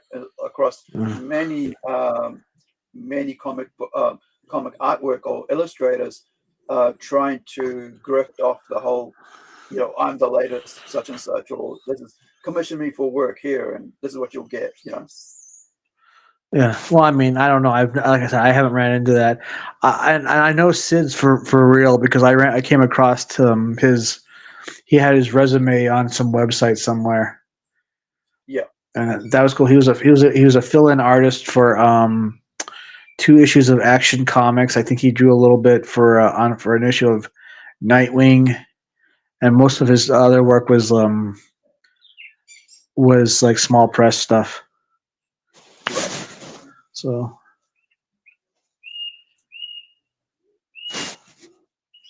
and Sherwin, who did Melvin 1. I don't know. I didn't even think about it. His artwork is pretty much his artwork, but I think he's a better inker than he is an artist. To be honest with you, but at the time, somebody made a mistake of telling me, "Oh, you'll never make it." Well, and I'm the kind of person who doesn't like people telling me where I can succeed. So I told Sherwin, "This is the deal. You're going to draw this, and we're going to, So basically, my first issue was a Spite issue comic book. But you got used to motivate yourself, right? Right. But at the end of issue 1, I looked at it and go, this is good for what it is, but the second issue has to be better than this. And then at the end of the second issue, I was like, well, this is an improvement, but the third issue has to be 10 times better than this. So forth and so on. Right.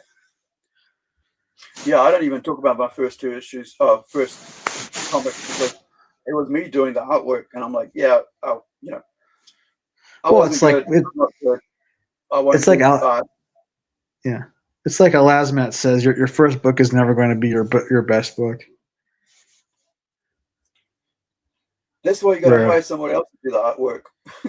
Yeah. Well, I mean, like you're if you're an indie guy and your first book ever. I mean, in reality, you're learning at the same time because these seasoned vets they think of themselves too important to dish out advice. Well, that's because they never show their original work, what it was like when they first put out something, right?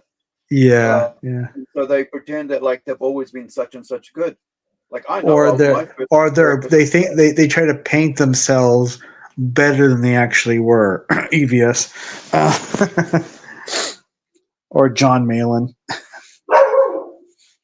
Your first work's always going to be trash. I mean, like because it's your first work. It's like your first painting. Or whatever, or your first story, because you're learning after doing the first one and putting it out. You're learning how to do it better, and as you do it with practice, you get better and better. But the worst thing is if you don't get better, just move over and let somebody else do it. Like me, I realized that I wasn't that good at all, so go back to what I want to do, which is always be a writer. Yeah. See, I think of the creator/writer as the brains of the operation. Yeah, well, that's because it's your vision, right? It's right. Your thing. As a director, right?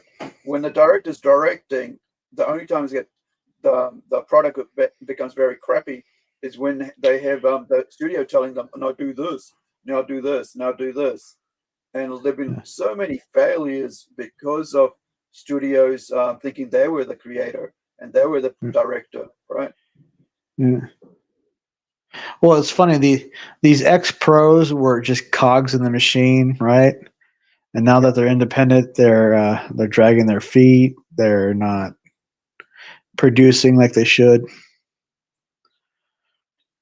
Well, there's a difference between just being a cog to being actual someone who's doing everything, right? Right. Yeah. When you're doing the work yourself, it's tougher. Like I think it was Jay who said yesterday on his stream that we as independent creators, right, and especially in comic book things, we are in my case, the letterer, the color flatter, the designer, the editor, the producer, the layout, the one that keeps everybody producing. If they ain't, they cut them out. Yeah, everything really. Because I mean, here I am, like on this book, it's just me. So far, it's just me and James, who's the artist, and right, and he's already finished like half of issue 2 inks, and here I'm inking the first page. Sorry, recoloring the first page or color plating, I should say, the first page of the first issue, whereas he's already halfway through issue 2 with the artwork already inked. But then I'm going to get in a finisher for this, right? We've got already someone lined up who's worked on indie comics and professionally to come in and finish off my color palette and put the tones in, make it look good, so it's not just flat. Even though, like, if I just put it out as flat, right, it'd be fine. But I want it to be a bit more shadows, a bit more lighting, a bit more flashed up. Rendering would look really cool when he actually colors over my flats. So that's 3 people working, but I'm the one who's actually managing to make sure this work is completed and ready to go to production when it's finished. But when you're working for the mainstream, all you're doing is sitting there just handing over your pages, and somebody, like, you draw your pencil pages, and then somebody else is inking it, and then that somebody is now handing it over to somebody who's going to color it. So that's 3 people, right? Who's just working to color that page, to finish just a single page. Never mind the letterer, never mind the editor, never mind the production house, right? Well, there's also other types of artists, like maybe they do like the outline, and then somebody else goes in and does the details or something. There's more than one artist working on those pages. Yeah. Yeah, and then you've got like background artists as well. Those who do the cars, who do the buildings, right?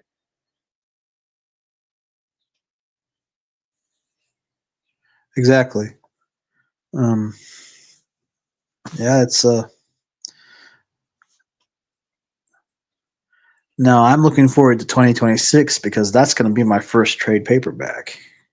Right. Besides the fourth issue getting finished, but that's going to be my first trade paperback, and then I want to work on a source book for all the things involved in the first four issues 0 through 4. So I'm looking forward to that. And then I want to do a sorry. 60. Welcome to the Monkey Show. Yes, don't make us throw our poop at you. I bet you can have some bananas for free. Yes. Now, yeah, man. I mean, like, getting to that graphic novel. So, how are you going to put it out? And where's put some links in the chat for where people can find your comic book. Oh yeah, well, I'll probably do that. I'm kind of using my mobile phone, and it's not very good. All right. So I might do that next show. Sure. But it's all on. It's Melvin 0 through 3. It's usually special edition. They're all on Amazon. They go through Critical Blast. Shout out to RJ. Shout out to George Peter Gatzitz. I don't like George. Just want to lay it out there. He's annoying. I do not like George. George is just George, man. Yeah, I just don't like George. I was on what was I on? I was on some stream yesterday. He was on there, and I'm like, oh yeah, it was Hiawatha's, and I'm like, yeah. I do not like George. He reminds me of a person who stands in front of a mirror and looks at his reflection and starts talking to it, thinking it's somebody else. Yeah. That's my clear explanation of what I think of George and who I think George is. I'm okay with George. I mean, I can see he can be a personality, that's for sure. But I got no beef. I got no beef with George. I think George just puts it on, and that's what I don't like. That I don't like people who put on stuff. Yeah. It's like just be yourself and not try to pretend to be something else, man. Oh, there's some where everybody tries to pretend to be something else. Yeah. Yeah, I don't get that either. It's just like, okay, clout does not really. It really doesn't do anything good for you like it think it does. It just makes you look like an ass. Yeah. But hey, here's my manga artist, Luis. Yo, what's up? Hey, man.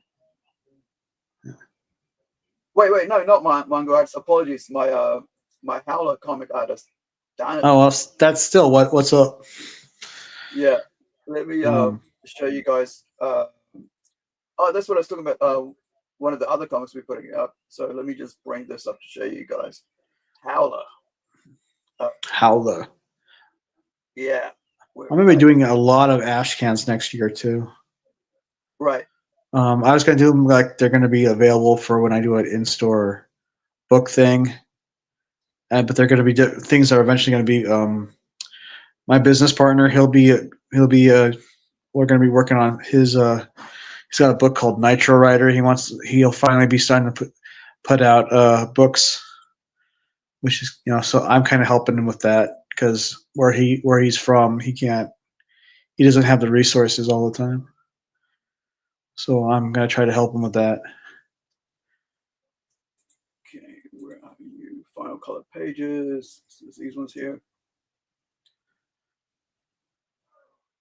Here's a double page from Howler. Opening pages.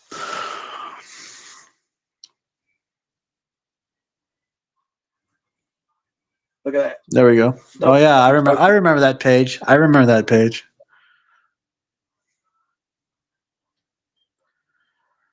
This is actually in Australia. So yeah, that's the other thing. Like so, when you're working with artists from around the world, they bring in some amazing, ideas to the work that you're doing because it's just style is different. Their skills, it just adds so much more to. Depending where they're from, they want it more. They want to actually be working. This is how they live, so they're going to work harder. Yeah. Well, because I mean, they see the work as something of value. Then, if you're living in America and you just it's just another tag on. For me, like comics, it's my passion. It's been my passion for a long time. I owned a comic shop, ran conventions to promote comics. You should get back into that because I mean, a guy like me wants. If I ever want to go to the Netherlands one day, I'll need those connections. New Zealand. New Zealand. I'm sorry, New Zealand. My bad. Yeah. Netherlands on the other side of the world. Even though. Yeah. I'd love to go. They both start with N though. What's that? Yeah. They both start with the letter N though. Sure. Australia starts with A as well, so I can call America Australia, right? Sure. Or I can call it Canada.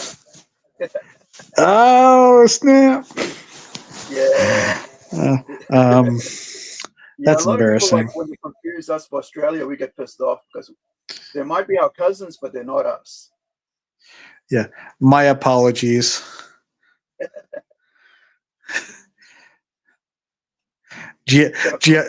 Geography is not my best subject. Neither is mine, to be honest. Usually I have to look up, place names and all that countries and stuff when I'm trying to look for. Now, history. I'm very interested in history.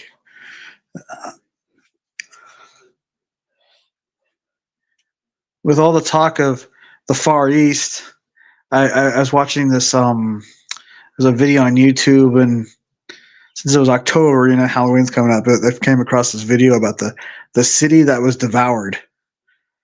Right. It's a. Oh well, the story is it's during the Tang Dynasty in China, right. And the rebels had kind of like surrounded the city and cut off the supply line. So they basically went through their supply of food, and then they were allowed to hunt anything in the city, and then they ran out of that, and they were basically starving. So they decided they were just going to start eating people. Yeah. So. Yeah, so they basically ate an entire city. Yeah. Lost the city and then gained it back later. There was have you ever seen Lady Hawk? Probably. So it's Rutger Hauer, one of the classic Rutger Hauer movies, and Michelle Pfeiffer's in it. It's Lady Hawk. Uh, It's about a warrior who falls in love with a princess. And Michelle Pfeiffer's the princess, and they, it's sword and sorcery. So came out around. yeah, is it kind of a red? Is it kind of a Red Sonja knockoff? No, this is like original of its own thing, which is really Oh, beautiful. okay. Let me see if I can put up a trailer because, yeah, Lady Hawk is awesome. Sounds like It's it one of might be a those good one. really cool Lady Hawk. So my idea for all these ash cans, I was going to call it Velvet Comics Presents, and there's going to be like 5 pages of maybe like Melvin 5 pages of like another story, and then like 5 pages of basically it's So going to it's be 3 stories about 5 pages. Yeah, and then I'd work on them piece by piece and put them out there for people to kind of maybe as like a kind of like a business card kind of thing. Only it's a and then basically take all the pages that would be issue 5 of Melvin and put those together, and then that's issue 5 right there. And then I could easily get out more books that way. Okay, so which is a good idea actually, Yeah. But yeah, there's people who like anthologies and people who don't like anthologies. I kind of like anthologies because it gives you an idea of like, as long as the stories are finished, right? Right. Because I don't like to like go hunt for some friggin' the next issue where you don't know if it's going to be, if it's going to be in there or not. Yeah. Well, I mean, the idea would be the ash cans would be pushing the books I already have on Amazon. Right. Maybe have like a QR code on the last page. Sure. Yeah. Yeah, you got to do that as well. You got to like cross promote all the time. Yeah. So this is a trailer, and it came out in 1985. So it's like what 40 years ago, man. That. Oh, wow. Yeah. 70, 79, 80, 81, 82, 83. I was like 6. Yeah. Hold on. Say your piece, then I'll play it. Oh, sorry. I was like 6 when that came out.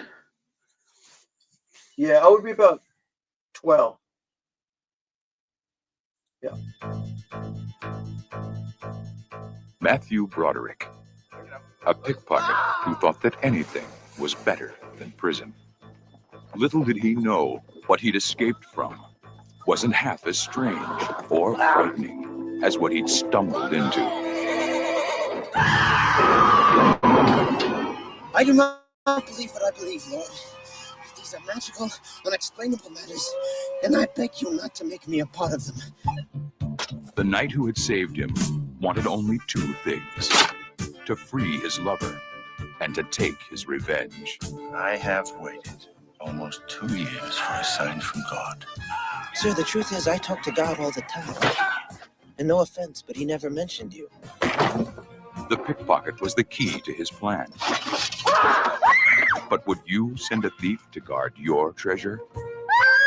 He was the last one in the world to act like a hero. It just happened by itself. And he was drawn into a magical, romantic adventure. Matthew Broderick, Michelle Pfeiffer, Rutger Hauer, Lady Hawk.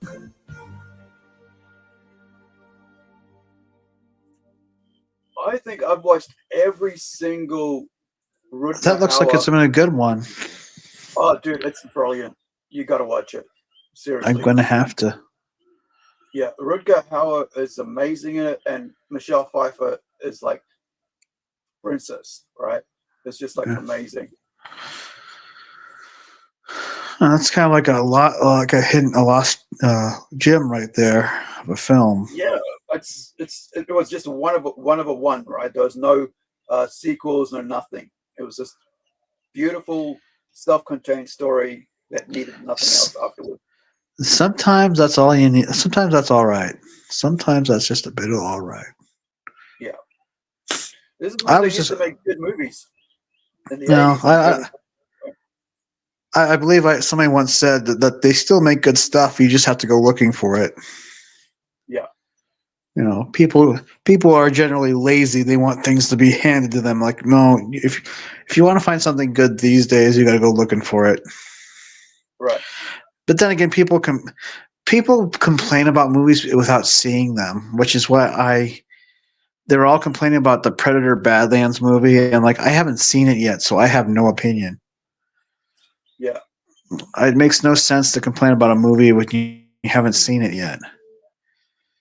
You're just gonna go on. You're gonna go by what everybody else is saying.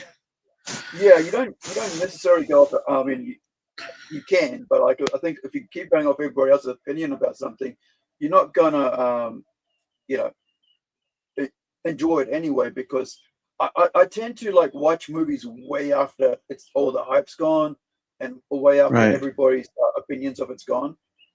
It's like I Right. haven't seen Superman yet, and I haven't seen what what is it called? What was it First Steps or whatever, and I'm like, Yeah. I'll probably watch it in a decade or 5-10 years from now when nobody's even talking about it, and probably enjoy it or probably not, but I'm not forced to watch it. Right. I don't It's know. not like I if I just don't watch it, I'll die, right? I was watching Elasmat's review of that movie, and he hadn't seen it yet. I'm like, how can you review something without seeing it? So I just kind of left that chat for a while. Like, dude, I'm not gonna sit here and hear somebody, a bunch of old dudes complaining about, oh, the Predator in the first one. Well, this is not the first Predator, is it? Yeah. No. I do still think it's a stupid idea to make what is it called? Expose everything about the Predator, because I like the mystery of it. Well, they kind of did with the second one. That was my point. It's like they're talking about, like, the humanized. It was like, well, they kind of already did with the second one, because they showed they have honor. If they have honor, then everything else they're showing you, plus they got several different factions of Predators, so it is possible that this is a. Well, that just sounds like the friggin' who are the Star Trek? Who are those weird facial things like Worf? What's Worf in Star Trek? He's a Klingon. Sorry. He's a Klingon. Yeah, so it's basically they're trying to make Predator into the Klingons. That's what it sounds like. Well, I mean, a noble race yeah. of honor-bound warriors, right? Well, they did that at the end of the second one when he killed because of source material. There's like the jungle predators. There's the urban ones. There's like a tribe called the Lost Ones. There's like two more. I forgot what they were. But yeah, see, that's if they didn't, yeah, that's basically freaking what you call it. I keep forgetting it already. What was it called again? Expanded lore. Yeah. Oh no, Klingons. Right. It was basically just the Klingons all over again. Well, I mean, yeah, I guess so. Sometimes you gotta like not have everything explained to you. Like humanizing people, humanizing monsters is the wrong way to go when you're trying to create I don't know. I don't know. I mean, yeah, but that would have probably been if they hadn't made a sequel, but they did, and then they had all the comic books, which probably added more to it. When you make when you make movies after movies, you're going to have an expanded, more fleshed out thing. Sure. Yeah. So I mean, I'll watch it still. I just hate people who complain about movies without seeing them. It's like, I mean, how many years have they been making Predator movies? What, more than 40 years? I think the only one I haven't watched is Prey. This new one. Prey was not that bad. People are complaining about that, but I didn't think it was that bad. And they go, well, there was the Dutch were, and there's basically a bunch of commie, anti-colonialism, blah blah blah. And I go, wait, I don't think the natives fared any better. Yeah. And she technically didn't defeat the Predator; she outsmarted the Predator. Yeah. Well, I mean, the other thing is like you got to have a winner, right?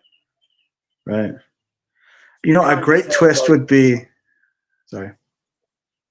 Carry on. I was going to say a great twist would be have the Predator win. Yeah, but then that's leaving. It's a great twist, but it's also leaving your audience without a payoff, and that's the last thing you want to do to an audience or reader base is to leave them without a payoff. Or have a draw where they both die. Yeah. I mean, because it's like look, there's a movie where the main character actually does die. I forget what movie it was. Basically, sometimes you need to tell the audience, sometimes the good guy dies. Yeah, sacrificing themselves for everybody else, right? That's how you have the good guy die, right? Like they did. Maybe that would be the payoff, but still, it's just I don't know. I'd like to see for once the Predator actually win. Well, the Predator won quite a few times, right? He already took them a lot of them Right, out. but I'm talking about the final showdown with the main character. Sure. Yeah. Well, you still with a good I guess, which I didn't like, but it still pays off when they killed off Iron Man in Endgame, right? Was it Endgame or was it like one before that? Yeah, but he won still, but he died. Yeah. I'm thinking of a final showdown where the Predator straight up just wins. Right. Because I mean, out of all those hunts, they got to win sometime. Sure, but see, the one that didn't work for me with the Marvel thing was when they killed Black Widow. There was no reason to kill Black Widow when you're already going to kill off friggin' Iron Man, right? Right. So there was no reason to do that, but they wanted to kill off a male and a female, so it wasn't like, oh, they killed off the female, right? Yeah. I don't know. I mean, I'm kind of tired of the. I'd like them to. If they did Avengers West Coast, then I'd be interested. But I still like anything like Wolverine, Deadpool, or the Guardians of the Galaxy. I'll still watch those. Yeah. Except for X-Men's Origins Wolverine. Yeah, I'd always watch whatever Ryan Reynolds is working on, because he really gets what he's doing, and he has fun with it, without it being some sort of friggin' statement about some shit. Oh yeah, I see. Everyone does my test for a movie is the eye roll test. If I hear something like a good example is the Ant-Man movie. Oh, that was terrible. Yeah, no. The only thing that bothered me was the joke about socialism and the ants. That was it Michael Douglas? He said that. I'm like, oh, shut the fuck up, Admiral. Last Jedi, I straight up got. I think it was a big battle scene when I watched it, and I was like, yeah, I'm not watching this. That was it. Yeah. I was like, I just turned it off at that point. I was in the movie theater. I think the only movie I ever yelled at was The Last Jedi. Right. Because it was just them running away from the First Order of the Empire and getting blown up bit by bit, and then a side story that didn't go anywhere because they got captured because the guy they went with betrayed them, and then some blue-haired lady sacrificed herself to save them all. And I just stood up and was like, that's it? That's all we're getting for a movie, huh? Well, they're trying to milk it, right? There's a point where they start milking what they have, because they want to make as many toys and many merchandises, sell as many tickets over and over again. But then that's how you destroy a good story, and that's how you destroy a good franchise. The only thing that was interesting was a kind of a curmudgeon-y Luke Skywalker, except for that blue milk stuff. I was like, that's gross. And then him able to fight the emo Darth Vader from far away. I call him the Darth Vader fanboy. Think about the fact that your entire movie is remembered by the fact that some dude, your main hero from the previous previous stories, movies, drank blue milk. That's it. Yeah. I don't know. I'm kind of sick of Jedi in a Star Wars. I'd like to see a Star Wars movie without a Jedi in it. Right. Like the Han Solo movie. That was interesting. Or So Louise says, I regret watching Star Wars sequel trilogy. I don't even care about Star Wars anymore. Nowadays, same, man. 100% same. Seven was fine, but I wish they would have gone in their own direction. The sequel was terrible. I mean, the second one in the set was terrible. The third one had interesting things in it, but the second movie in the trilogy was so terrible that it was too late to fix that whole mess. Yeah. So, yeah. I had about maybe 20 or 30 figurines and still in their packets, hanging like action figures. The what is that called? The Black Label, whatever. The high ones, right? The main ones. So in their packets, unopened, hanging on my door, right, on my cupboard door, like with push pins.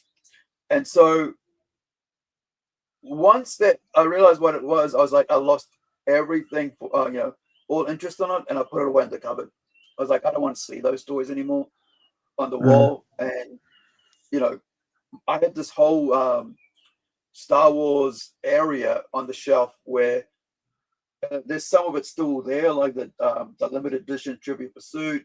I can see from here, and the VHS tapes from the first, first trilogy, original trilogy. Yeah. And there, that's it. Everything else is kind of like, apart from Lego stuff, it's put away in the cupboards. But people forget. They've put out bad Star Wars stuff before that sequel trilogy. Like, with the holiday special was terrible. I mean, at the time, we all enjoyed the Ewok movies, but when you grow up and you look at it again, like, oh my god, that's awful. But they were just fillers, right? They weren't there to be anything apart from fillers, just entertainment for a little bit of time. With these, were like we changed the whole universe, changed everything about it, and when they did that, they ruined the entire universe. They ditched the extended lore, and then they incorporated bits and pieces of the extended lore. Now, I will say this, and probably, I know, I got to go in a bit, but I will say this: I did like the Book of Boba Fett because it was a sci-fi crime movie, basically.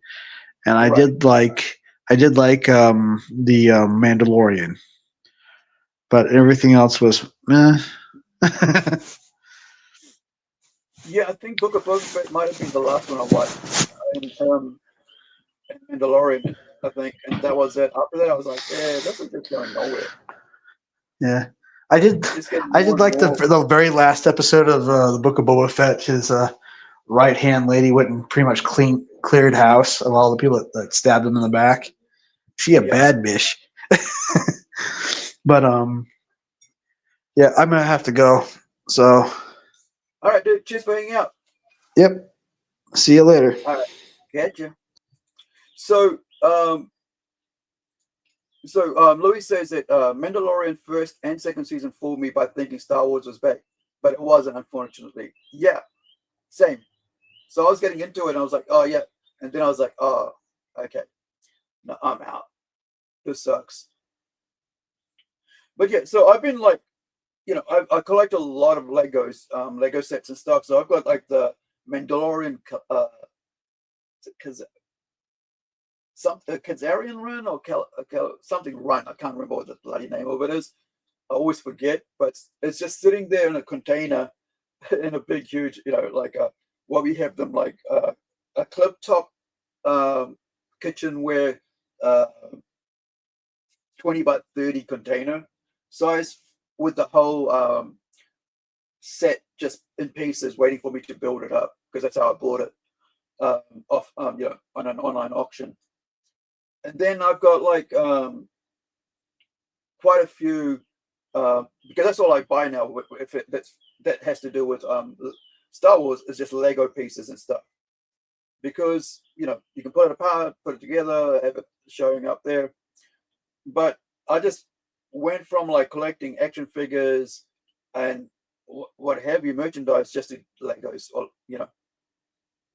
because I think with Legos, it's just that another sort of like extension of your of your love for that world without kind of being part of that whole thing. But Legos has, everybody who's ever played with Legos knows it's its own thing. And the beauty of it is connecting things to make up something else, right? So it's not just like an action figure, you just move its arms and legs and whatever. Because I've got this huge plan that I have in my brain that I want to do is build a castle that's based on our that friggin' Joachim did an amazing job of basing on my mock-up of photos and stuff. And he designed this amazing rastria where the elves live.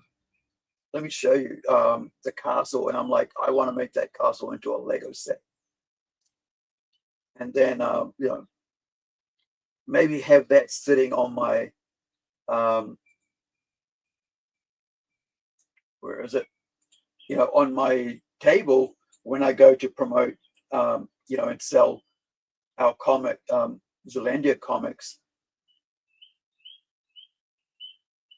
1, 2, 3, where are you? What page? There it is. When we go to, sell and attend conventions and what art, promotion places, whatever you have it, wherever it's selling, put up a table and put the Lego castle. The castle made of Legos, the trees and the buildings there with this whole area, hopefully. But because that's what I'm doing right now is buying like kgs, pounds, right, of Legos and mixed lot sets, like so much. So, here's one that I actually recently bought that my that's in another city that I had my uncle pick up recently. Let me show you. It's a Harry Potter bulk set, right?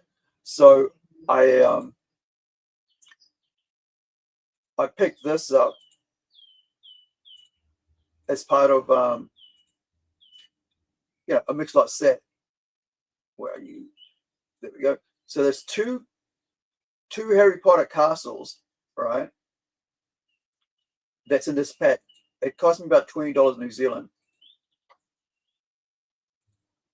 Right, so it's all the different colors and stuff, and I've got a lot of greens and grays and stuff that are fake. So those I'm hoping to use the fake ones as much as I can without using the real ones. So you can see the gray, dark gray that could use, but the buildings inside I could use these as like the brick walls and so on. All right. Previous to that, I actually bought another lot, like huge lot sets. So let me find another lot that I bought. I think it might not actually be on here, but oh, here we go. So I bought, what is 7 kgs, man? Let me just find show you this other one I bought, right? So look at that huge pile, and kg to pound for those for those overseas people who use pound, which is I think UK and US, maybe even Canada use it, but here in New Zealand we use it kg. So a kilogram is 2 pounds. So this is actually, where are we?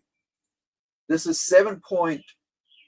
That's cost me $142. 7.4 kgs, which would be, let me see, 7.4 converter is 16 pounds of Lego in one lot. Yeah, it's a bit expensive, but the way I'll work it out is $20 kg Lego, which in the US was like USD. Let me get my conversion app up. Where are you? Money converter. I don't have it right at the top. Sure, I had it very close to the top. Hold on. There we go. Currency converter. So 142 US. All right. So New Zealand 142 dot US is what? Yeah. So wow, did we drop to? Oh man, that's not good for us. Yeah. So this cost me $80 US, and that's sitting up with my uncle. He's coming down for Christmas. Because the seller was in his country, sorry, in his city, right? So he's a cool dude. I just tell him, hey, look, are you able to pick this up? I haven't bought it yet. And here it is. This is, and he's an awesome dude. He just goes out and gets it for me and lets me know when he picks it up. He goes, oh yeah, I paid for it now. So can you pick it up now, please? When you can, right? It's not like, go and do it now. It's like, please, whenever you're ready, get in contact with them, let them know. And here's their phone number, here's their address, and you can pick it up. So Louis says, Lego is really cool. I only bought like 3 sets of them since there's no space left here. All of them are Lego Star Wars. I'd get the Death Star one if I had space in my home, in my house. Yeah, that new Death Star is like what, like about 1.5K. So it's like $1,000 US or something like that. So yeah, I want to build this out of Lego, like this the city here, which is the Alvin. It's like the stories around, like the main story for Zealandia #1, which is Fantastical Road #1, is set basically around this thing. And so I thought on the first arc it would be really cool to have a Lego castle, representing Rastria, on the table as I'm selling the comic book. Have the comic book there to sell to our supporters. But yeah, it's such a let me see if I can find the mock-up I did, which ended up being this beautiful design work. And while we're doing that, I'll play this. Let me see, where's that video I had set up? I think, let me go back to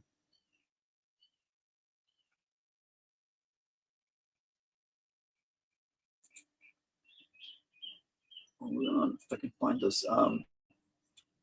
The AI. Yeah, for those who would like to know information about the AI, well, I guess Artists Against AI page, a group on Facebook. There's like about 150,000 members there. This is the page here. So let me move that off here, and I'll show you the group page. So it's called Artists Against Generative AI, not against AI itself, but where they're using it, and converting artist work and using it to make it into AI trash. So there's something here I wanted to show that had to do with. See, I'm not against AI itself, and that's the thing. Got to make it very clear. I'm not against AI itself. I'm against the use of AI in writing, in the creative process of it, right? Like churning out bullshit images and bullshit stories and scripts for movies and stuff, like a paint by numbers thing, right? Rather than actual creative thing. So I'm trying to see what I can find here. There was something. What was it? Oh, this is just like a couple of hours ago, but like darn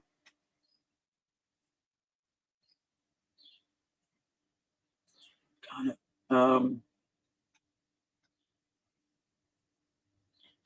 Oh, and the other thing is this. I actually was designing a no AI logo to put on our comic books. I haven't finished it yet, so I'm hoping that I will be putting that on. I'll be finished by once we go to print. But I want a really cool looking design. I just don't want like like anybody else's work. I just want it to be like something that's cool and stands out. Yeah. So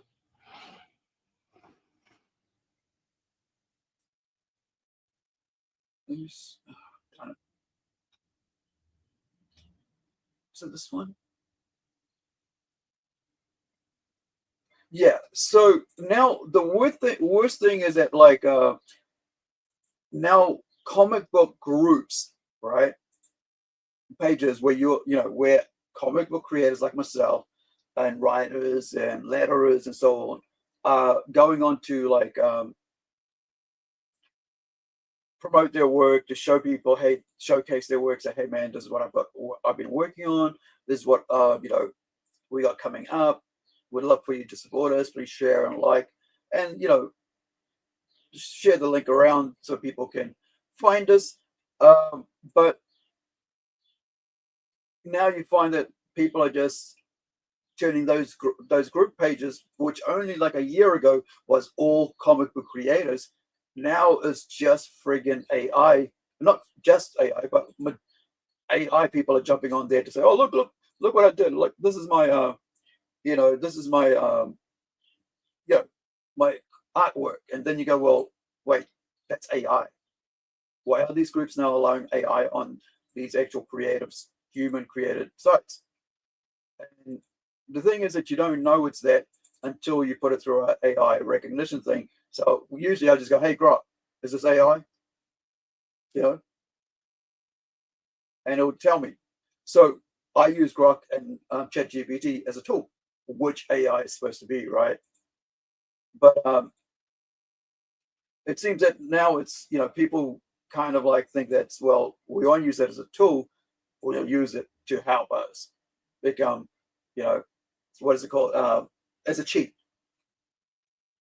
So yeah, I use, for me, AI as a tool when I go, hey, what song, what are these, which song is this lyric from? Like I did the other day, I was going like, hey, Grok, when did Teen Spirit come out in New Zealand?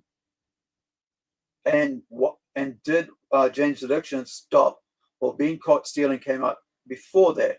Because I remember that I was into Jane's Addiction before I was into Nirvana, right? Because Jane's Addiction was the first alternative breakthrough, I guess, in New Zealand with alternative rock, right? What we consider alternative rock. So, and it was like, yeah, it came out an entire whole year earlier. I'm like, oh, wow. Because I thought, like, I know that Nirvana, Teen Spirit did not become famous, before Jane's Addiction.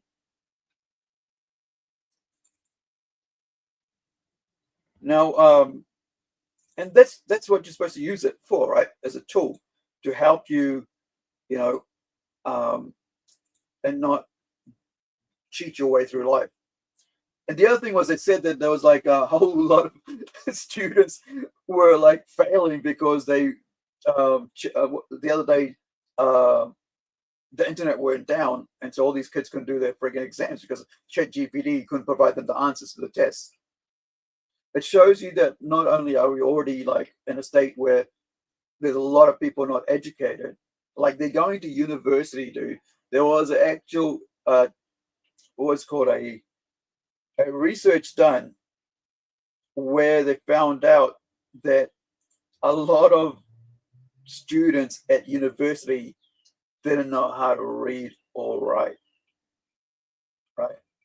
Who had gotten there because of DEI, yet they didn't know how to read or write. Imagine studying hard out to get a seat, all right, and paying your own way, or having to take a loan, and someone gets it for free, gets a scholarship because they're of a certain race or color, right, or ethnic group, and they're able to get that seat, yet they don't even know how to read or write, or not even proficient at whatever they're doing, like maths, like social studies, where you study about other countries and societies and all that. And you get there, and there's these people just like basically getting in freely and getting rewarded for it, yet they don't know how to read or write.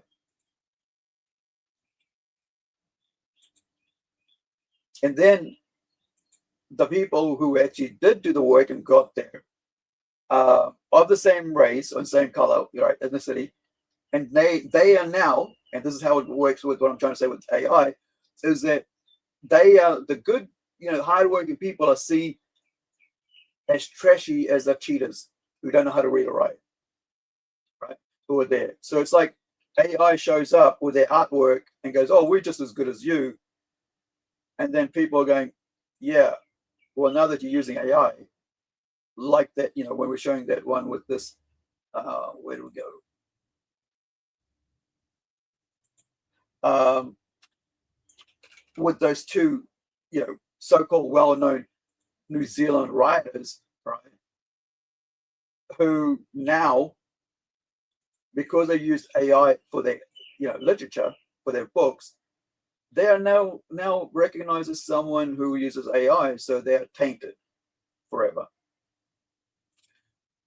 So let me show you the Lego that I had that's sitting there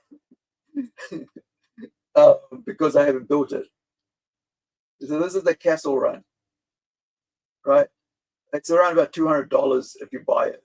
I paid $50 New Zealand without the figurines, just the just the ship itself,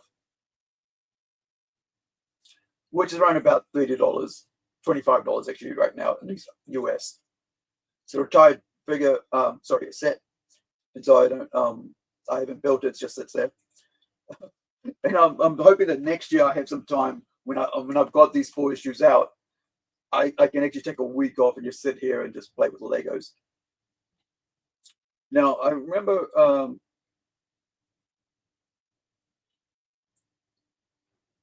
right, here we go. So I want to come back here and talk to Louise about this. So Louise says, mixing and customizing Lego is something I dreamt of when I was a kid to create whole new scenarios. Yeah, man. Like my first 2 sets of Legos I ever owned was the first gift one of the first gifts my dad bought me when he came to Fiji to visit and marry my mum, because it was just me and my mum when I was like 7 years old. And so dad bought 2 sets of Legos, probably back then were worth around about $50 each, right? And they were the house ones, and there was other ones that there was back then there was like building blocks. They were made in New Zealand. Like there was a company that just made them. So I think half of them were like from the New Zealand made ones, and then half were from Lego. And so they were the kind of the first toys I ever had. The other toy that he bought me was a tank, a tin, like a plastic and tin tank with a wire with a radio control. Or is that a remote control? I can't figure out which one's it's a remote control, right? So it's attached to the wire was attached to it, so you could actually fire off the white missiles with a rubber tip at people. I mean, that's what I did at things, but I did it with my cousins, and ended up, playing around for a year or two, and then somehow it got broken and got lost. I was trying to buy it from Amazon. It's worth around about 500 US, man. And it was my favorite toys. But back to the Lego, my aunt back in Fiji, when they were cleaning the concrete floor in our house, right? They would brush it off, not thinking that was of any value. It's just you left it around, whatever, I don't care. I'm just, and I didn't realize that all these toys were ending up in the dirt behind the house because I just brush it away. If you ever seen if you ever seen people from India or on Fiji and the Pacific Islands using a coconut brush, it's just made from the leaves, and so she would use that and then just brush it off to the side, and I would end up losing all the pieces. But I think I still had a handful left or so. But I only started getting to Legos only a couple of years ago because I found a whole bunch of them for cheap at thrift shops. So I'm like, okay, well, might as well buy some to give away. And then in the end, I end up oh, you know what? I'll just collect them for myself and do what whatever. So yeah. Louis says creating a Lego of the Zealandia scene would be quite hard work. Definitely, man. This one's like, yeah, I gotta really slowly. I gotta get as much of these different grays and greens and whatever. I think I've got enough greens, but like the trees have to be brown, right? Because they bark. Because it's so far away, this way it looks like that. But like it'll be like if you're looking close up, it'll have to be like light brown or something like that, or tan, depending because they're kauri trees. But yeah, the scene, and then like I could put boats in the ocean and so on. But it all depends on what I'm trying to do with it. How big I want it to go.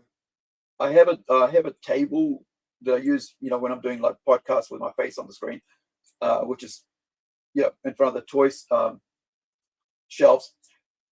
It's only around about, I think, about 60 centimeters by 50, so it can't be any bigger than that. And the other thing is that when you're doing something like this, right, you might have to glue them if you want to move them around from place to place. Otherwise, you have to like put them in pieces and build it together, and it might take forever. But yeah, if I can get all the pieces I want, and I've got tons of them, right? Really, I have like, I don't know, maybe about 30, 40. Let me find out how much that is in pounds. Come here, right screen. So the last count, I think I had about 30 kgs. Maybe, I don't know. And I only know how much I have is because of, people saying this is how many kgs it is. And I haven't actually weighed the amount of stuff I have because I have a lot. So I reckon I have about, around about maybe 80 pounds, right? Which is like just under 30 kgs of Legos. And there are sets as well. There's lots of sets. But, like Ninjago, City, Star Wars, Marvel, airports, Oh, and some of them are also Minecraft. Yeah, there's actually a Minecraft set that's still in the box. And there's a Wolverine that's still in the box, a Mecha Wolverine. And there's also, like, who was like, the big bad in, what is it called? Endgame, the big bad there, that dude. So I have him as a set that I haven't opened, and there's a whole bunch of like I was collecting early on when I started like really getting into it. I started, which is only about 2 years ago. I started collecting the jets and the planes from DC and Marvel, and of course I've got tons of Batman.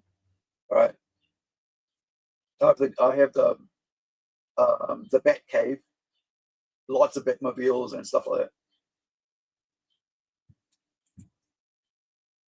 And back to AI, Louise says this epidemic of AI is really worrying at the way this is going. I heard a lot of people even venting out and opening themselves to AI. Our world is entering in a dark place if we keep up like this. We must learn to use AI properly. Yeah, I think that's why I say use it as a tool. If you use AI as a tool, it's such a great thing, right? If you turn the tool into your master and a quick fix, well then, you're just going to be lazy, And at the end of the day, if you change yourself with AI, it's like when people like start doing drugs, right? And their friends go, so don't hang around with so and so because he does this and that. And when he does this and that, he behaves this way. So better not to hang out with them because then people will think you're the same, right? This is when you're a kid, when like your parents look at you, go, and the neighbors go, hey, and I used to get that a lot as a kid. everybody would think like you know I was this terrible child because I was into heavy metal. I'd have you know I'd have ripped jeans because and my ripped jeans were ripped on purpose, and I would like you know as a design thing I would go out of my way to paint them, to sew, right? Actually, needle and thread, sew the patches on where I've ripped out the knee area, and I would have the Big Huge Metallica or Megadeth patch, back patch in there that I hand sewed because because I was also into clothing design, right? Fashion design, and so I would actually go out of my way to do all that. But people think, oh no, he's just like some trashy kid, street kid and all this useless. And I'm like, I just spent like 10 hours hand sewing, right? Because sometimes when I wasn't at home and I was living in another city, I was hand sewing that shit because I wasn't allowed to use my mom's sewing machine, right? Because it wasn't there, or my mom didn't trust me with it. And she'd think that putting jeans, right, thick material in her home use, home model, I'd say, not industrial model, sewing machine would ruin her friggin' sewing machine. And she was right, but so I'd be hand sewing it. Mom, can I have some thread and needle? Oh, I don't have that color. Okay. I'm going to go buy some, and so, but people would think, oh no, he's just this. I'm like, nah, I'm freaking using my artistic talent to, to create this new wearable art that I'm putting together for myself. Never did for anybody else. I just did it for myself because I was like, yeah, this is my thing, right? And then I would do screen printed designs. Don't even exist anymore, but some actually do, for clothing labels and stuff like that. I designed this really cool teddy bear with a halo, but the teddy bear was like a demon looking teddy bear. And I did a couple shirts with that, screen printed some shirts with that hand printed home, at home with whatever, paint I had. And so, but they don't exist anymore because I think they got, I lost them over time, or they got thrown out, or both.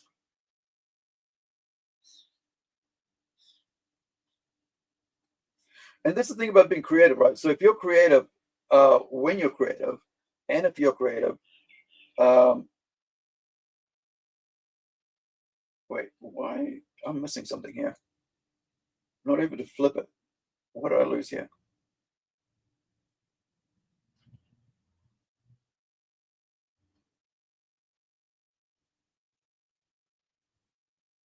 Come down again.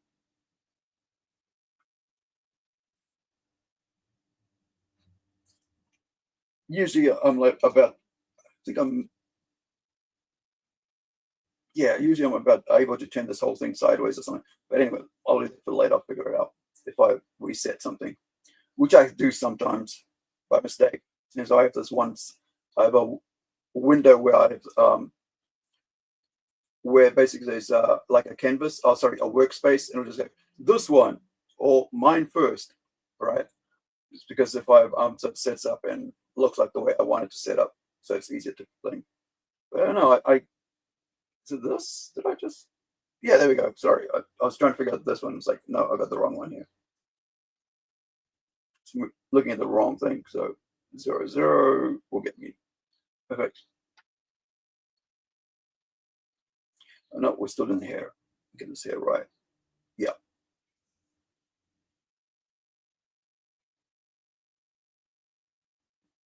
But yeah, this one I'm a bit like cautious about touching AI for what I do, because I mean, especially like if I'm like, oh, I can just put my what I've just written in my article, especially the one that I just did for Zealandia the other day, the entire page of it, I'm like, oh, I could just put this through ChatGPT and I could just have it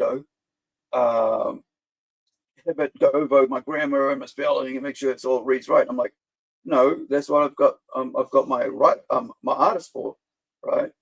And he can go across and add that human touch to it without me having to go to AI, to Grok or friggin' Chat GBT and go, hey, can you fix this for me?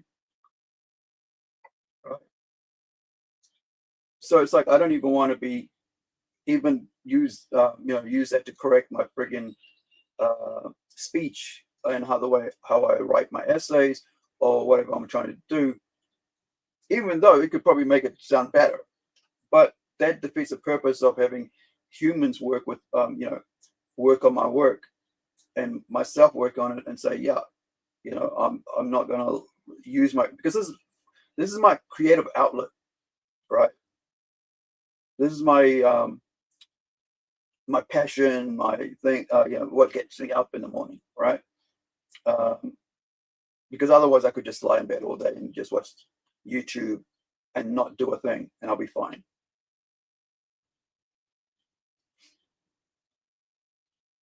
But because then I'd get so bored and stressed out and then go, well, why am I not doing anything? Am I just a lazy bugger, right? As we call it in New Zealand.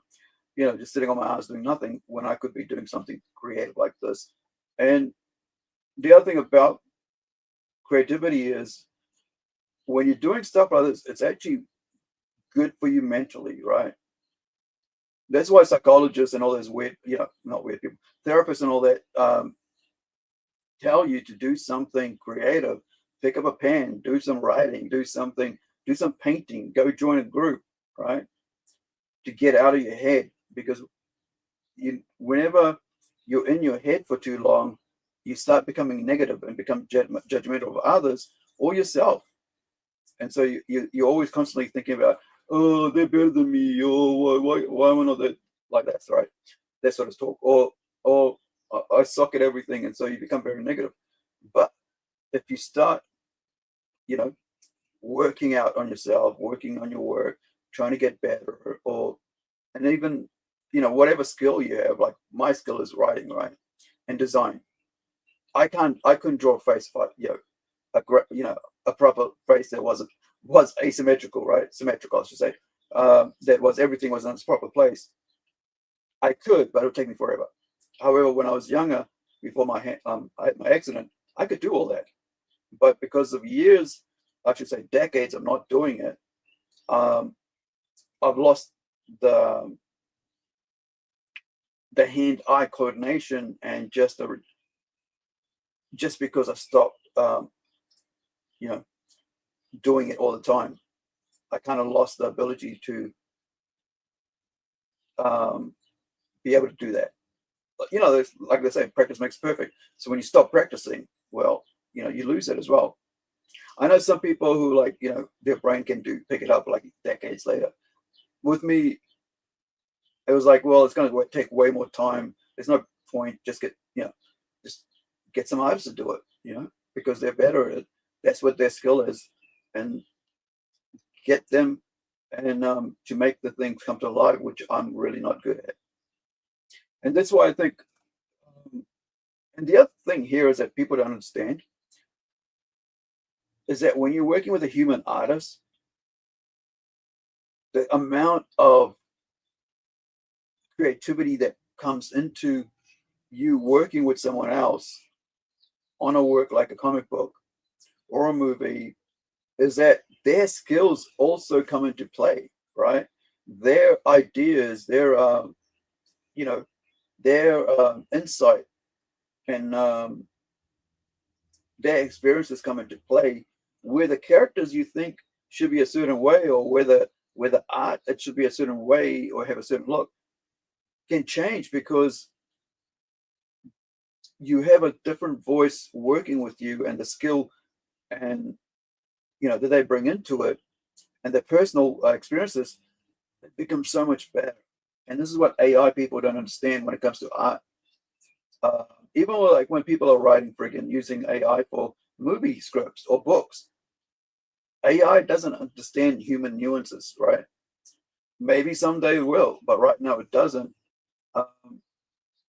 And so when you just take a shortcut with AI, you miss all that. I mentioned how like I try my hardest to like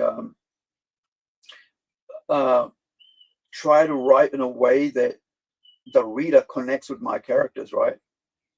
The way I connect with, with great stories that I can, I feel, empathy for a character, right? Because at the end of the day, we as humans, we want to feel empathy, we want to feel joy, we want to feel scared, we want to feel happy, we want to connect with what's on the page or what's in front of us on the screen. And when we don't, all we think about it is, oh, remember that time when Luke drank that blue milk from the sea cow? And that's the entire movie that you remember. Not the fact that there was some sort of love story going on between is it Ben? No, Kylo, and and Rey and all this. No, you just remember the milk, the blue milk. And then the other thing about I think was how Luke throwing his lightsaber into the sea or whatever. Like, it's been so long since I watched it. I've only watched it once. I've never wanted to watch it ever again. So we humans search for connections and stories, and when you don't have that connection, doesn't matter what sort of connection, right? Like a comedy, horror, romance, action, right? The best things that people connect with, I mean, the stories that people connect with, that everyone connects with on some level, you'll note that they're like the ones that people talk about all the time. And that's why you can recognize it as a good story, is because everybody sort of on some level connects with it. And they'll talk about it, they'll bring it up, and they'll discuss it, in gatherings, at parties. Oh, remember that time when this, and that movie, this.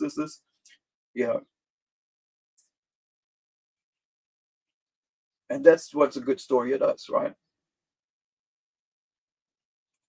So Louis says, I won't lie, it's tempting sometimes to use AI to help me with my creative work, even if I just ask tips for writing and stuff.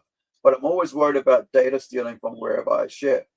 And that's the other side of it, right? So once you share something, once you put your work into AI, it's there forever, right? It's gone. It's like it's added to it, which is why a lot of artists, actors even, are saying, do not use my voice, right? Don't put my voice in here. Stop doing this. Right now, actually, yeah, let me bring that up since just thought of it. A wrestler, right? AJ Lee, I think that she's like CM Punk's wife, but she's also a wrestler as well. So I just saw this morning on a wrestling news. As you guys know, I watch wrestling.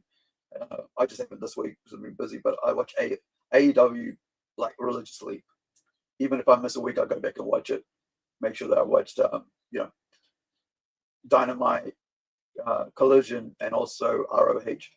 And then in between that, I watch, the other indies like Stardom, NJPW, New Jersey, NJPW, New Jersey Pro, I think New Japan Pro Wrestling, and and so many others. And even like I have the CMLL is on, and then like there's a Patreon, the Patreon Wrestling, which is like funded by that tequila brand Patron. That's online as well on YouTube. So let me search out this wrestling. I think it was WrestleMania that put it up. Find it in time. Oh, well, not find it in time, just faster, I guess. So WrestleMania.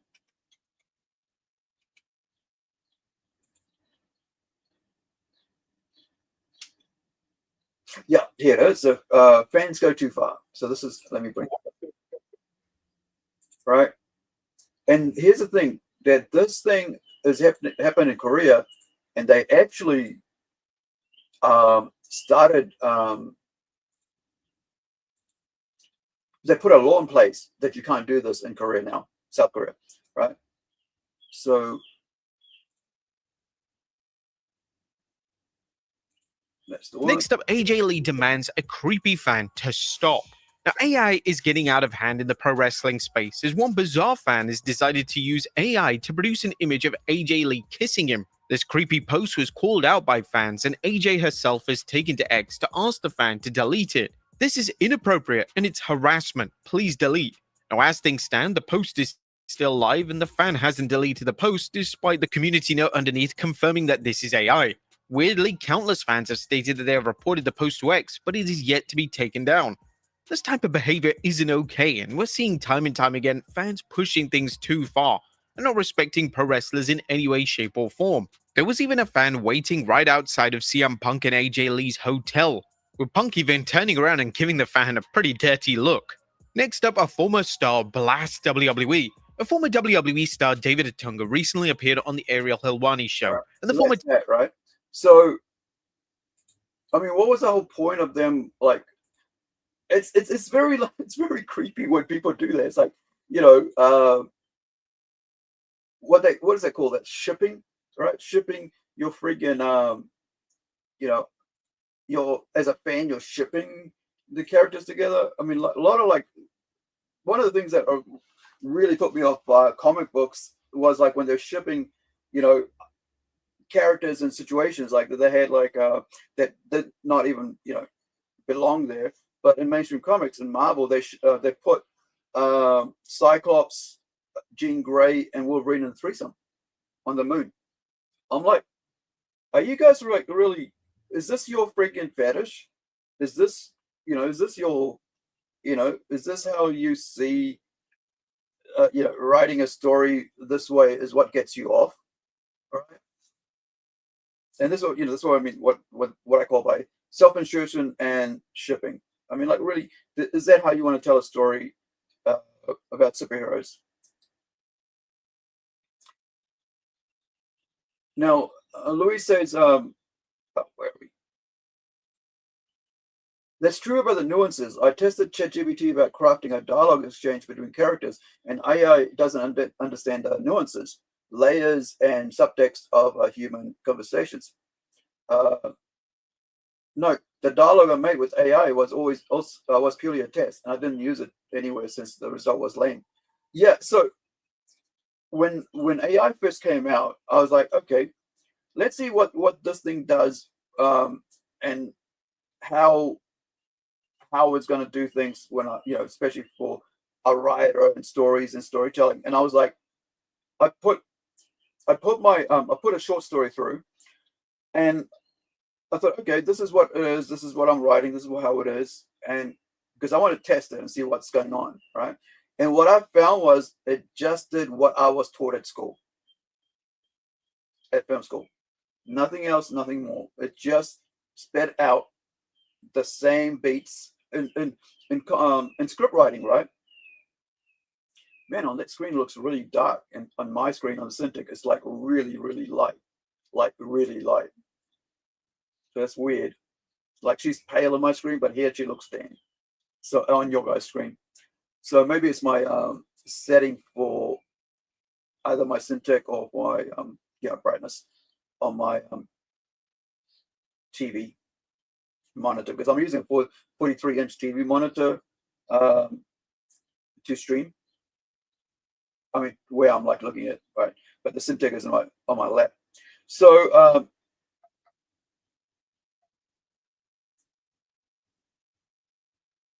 so when I put that through, I was like, well, this is pointless. So all it's going to do is going to take everybody else. And here's the other thing I noticed, that it took every other movie ever made, every script ever written, and basically made my story, my script, right, my 10-page or 15-page script, basically the same as everybody else's. There was no sort of emotional connection. There was no sort of you know, nothing unique about my story anymore. And I realized that that's what it is. It's doing is that every single time someone put their script, you know, online, or they shared it, or maybe they didn't even share it, maybe it was just sitting on the computer, and emailed it to somebody, I guess, and then there's somebody else put it out in public. Now that script has been made public, or the stories have been public, has been chewed up and then put through the generative AI, and has now turned my story just like into anybody else's. And I was so pissed off. I was like, now I've just lost a story that I can never use again, and a script that I was starting to like really connect with and really feel passionate about putting out as a comic book, right? To have somebody destroy it. It's a short story. It's part of an anthology that I was putting together, right? And I will never be able to do that now because I just don't want to do it, and because I just don't want to be connected to the fact that I've used AI for that story. And the fact is that it's just like any other shit that has ever been produced, like for beats, right? If you've ever written a movie, a script, if you ever done a script course, movie writing course, they tell you about beats and and so on, where like you do this here, then this is a here, you're 5 minutes in, you do this, and 20 minutes in, you have a sex scene, and, all this shit. But that doesn't allow you to, it basically is a cookie cutter shit of way of writing. Now, the first movie that I made as a student feature, right, which is like about an hour, 15 minutes long, which is, you can class as a feature film, like a full-length feature film. Anything over like 90 minutes is there. And it was 95 minutes. So when I wrote that story, it was always like a non-linear, right? A linear story is when it's like, this happened, this happened, this happened, this happened. End of story. So, however, when you do a non-linear, it's like Pulp Fiction.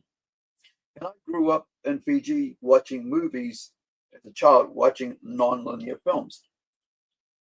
Where the film director, the script was all, they weren't like A to Z. They were like A, B, E, D, F, and then, all out of sync, and then it all came together at the end. And so that's what I did for my first story, which I turned into a comic book, right? Called The Circle. And so I've always wanted to do non-linear style of storytelling. Even, not that I did it on purpose. It's something that I just find interesting, where like it's not A to Z, right?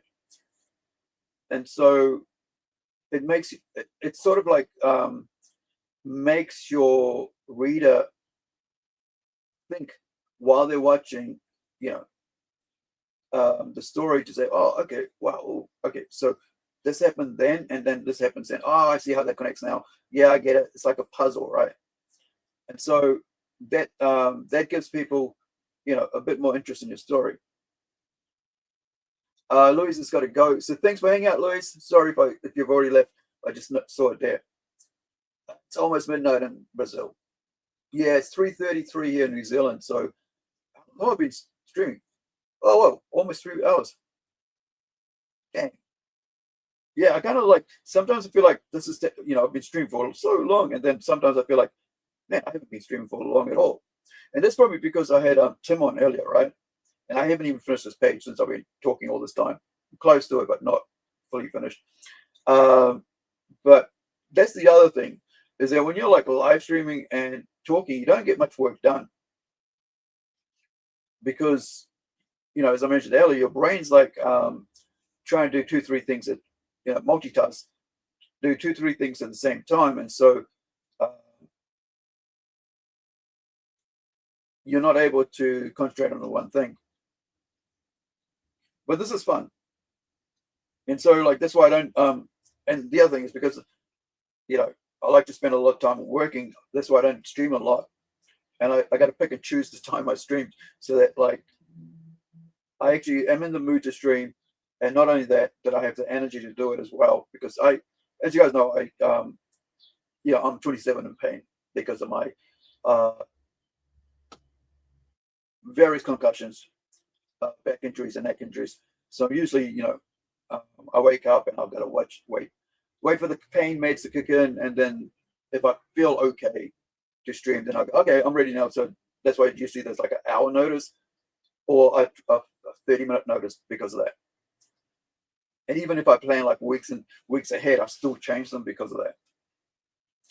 But I do enjoy coming on here and talking about my artist's work, and because they deserve to be promoted as much as the work that we're doing needs to be promoted, because they put a lot of effort in. They put a lot of skill. They bring a lot of talent to the table, and it's I love showing, showcasing what they're working on with me.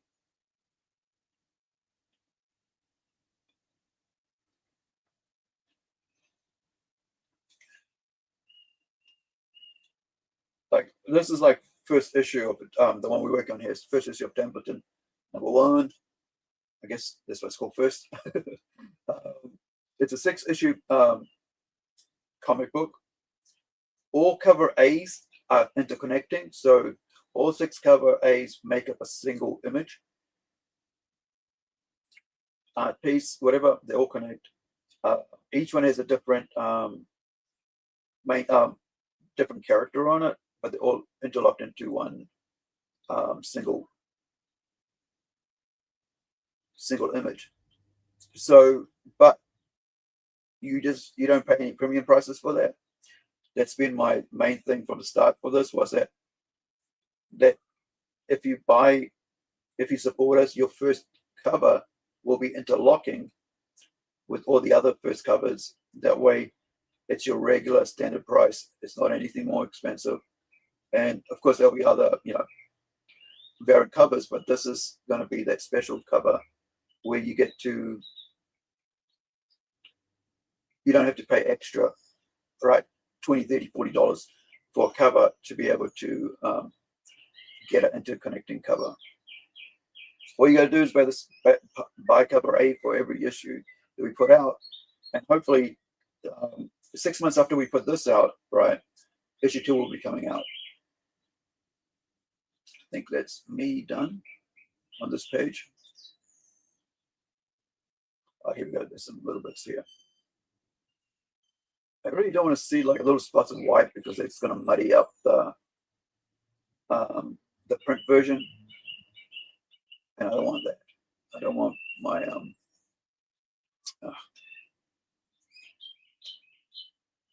I don't want the artwork to look muddy. The colors to be muddy on the screen. I mean, not on screen, in print. Sorry, because printing costs a lot. I know people can say, oh, it doesn't cost a print. It's really fast and all that. Sometimes, depending on what it is, man, printing a comic book can cost a lot, depending on whether it's color, depending on if the covers are different. Like if it's a opal, translucent, plastic, wool, all that.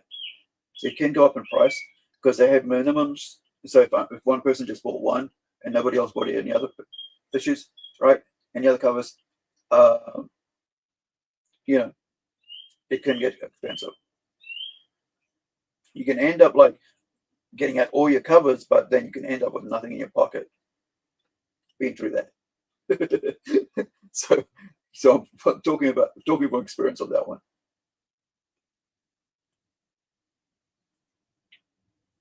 So yeah.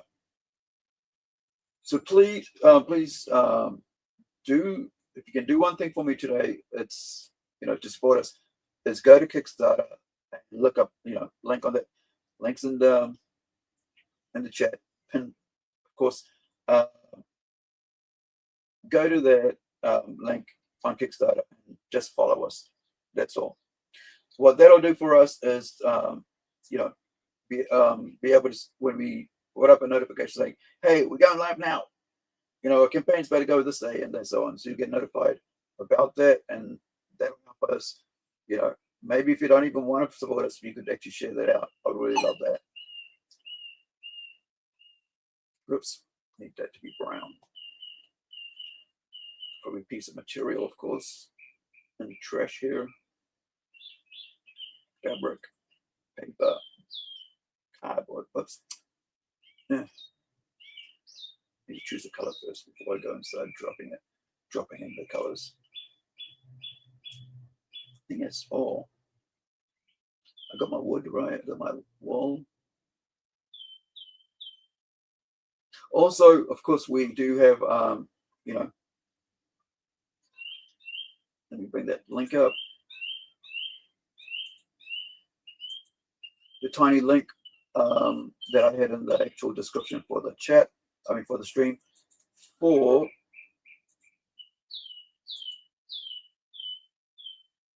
we're a webcomic, which is doing really well. We're up to 1,400 viewers, 24 subscribers. Would love more.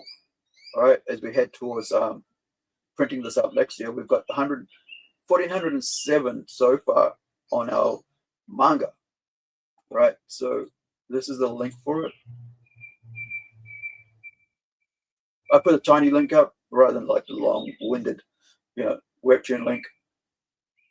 So yeah, 1,400, and we've only, I think we put out 21 pages so far, so we're pretty close to, putting. All these are like pages, but like over here, this was like a 2-page spread, so I put up both of them at the same time. Of course, we streamed that last couple of weeks ago when I was putting this all together.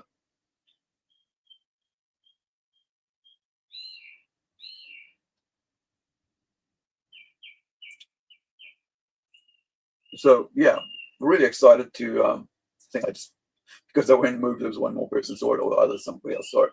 But yeah, really enjoy doing this. It's been a learning experience for me, getting back to web comics, which is what I used to do, early on in about 2007 to 2009 or 2011, I think was around that, when I was putting out The Circle as a web comic, and it was in the heyday, like the early days of web comics, and so we were getting like 100,000 views, 70,000 views on the comics. It's every time I put up a page. Okay. And of course, the other thing is here at the bottom, you can see of your screen, is that we've got the Incredible #2 coming out soon as well, and that is on this page here. Let me get that link.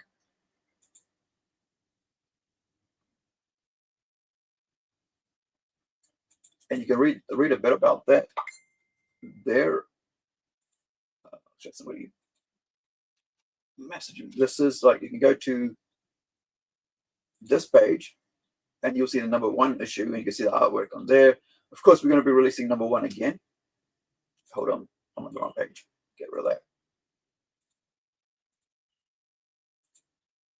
This is put up by a publisher. All right, so this is #1. All right, and so #2 is going to be coming out soon, and that will be, the link will be here.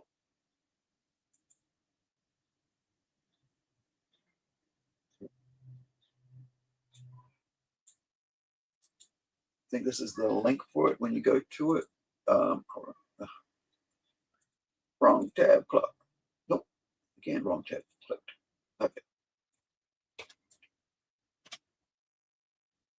Yeah, so this is where we're going to have the Incredible #2 all ages full color comic book, and that's put on by our publisher, Rising Sun Comics there. And of course, against was that on that right page? No, not on the right page.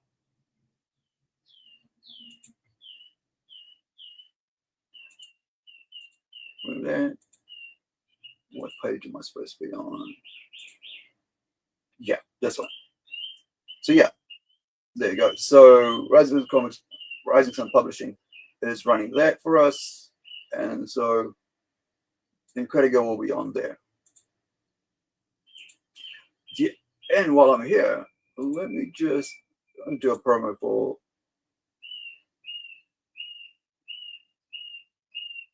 where's my link?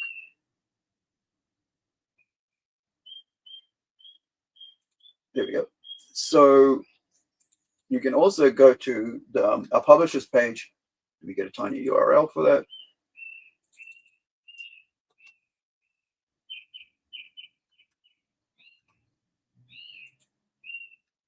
Give me that URL. Short another. There we go. Okay.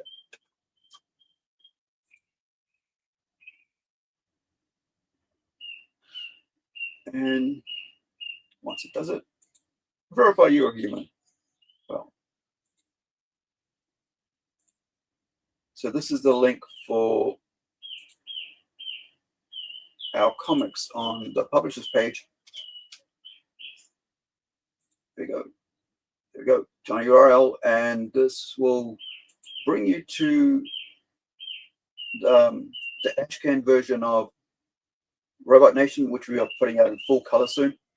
We didn't reach our goal last time, and plus I hadn't completed all the languages, which we're releasing in English, Portuguese, and Spanish. Yeah, for that one, but also Incredible #1's there. You can grab it with the bearing cover as for the digital version, and of course you can also get the Sunspot magazine, 64 pages with complete 40 pages plus of artwork. I mean, of comic book stories, including Templeton, Behemoth, which which I've changed for the print version that we're doing with Templeton, which will still be black, which will be an Ashcan version in the comic, full color comic book. So there's interviews. You can learn about the New Zealand comic community as well, and this huge book that was put out about the history of New Zealand comics, the best of New Zealand comics. Also, my friends, what is it called, wordless robot story. I think that somebody's actually put that in their comic book as a print version. This was supposed to be a print version, but then what is it called? COVID hit.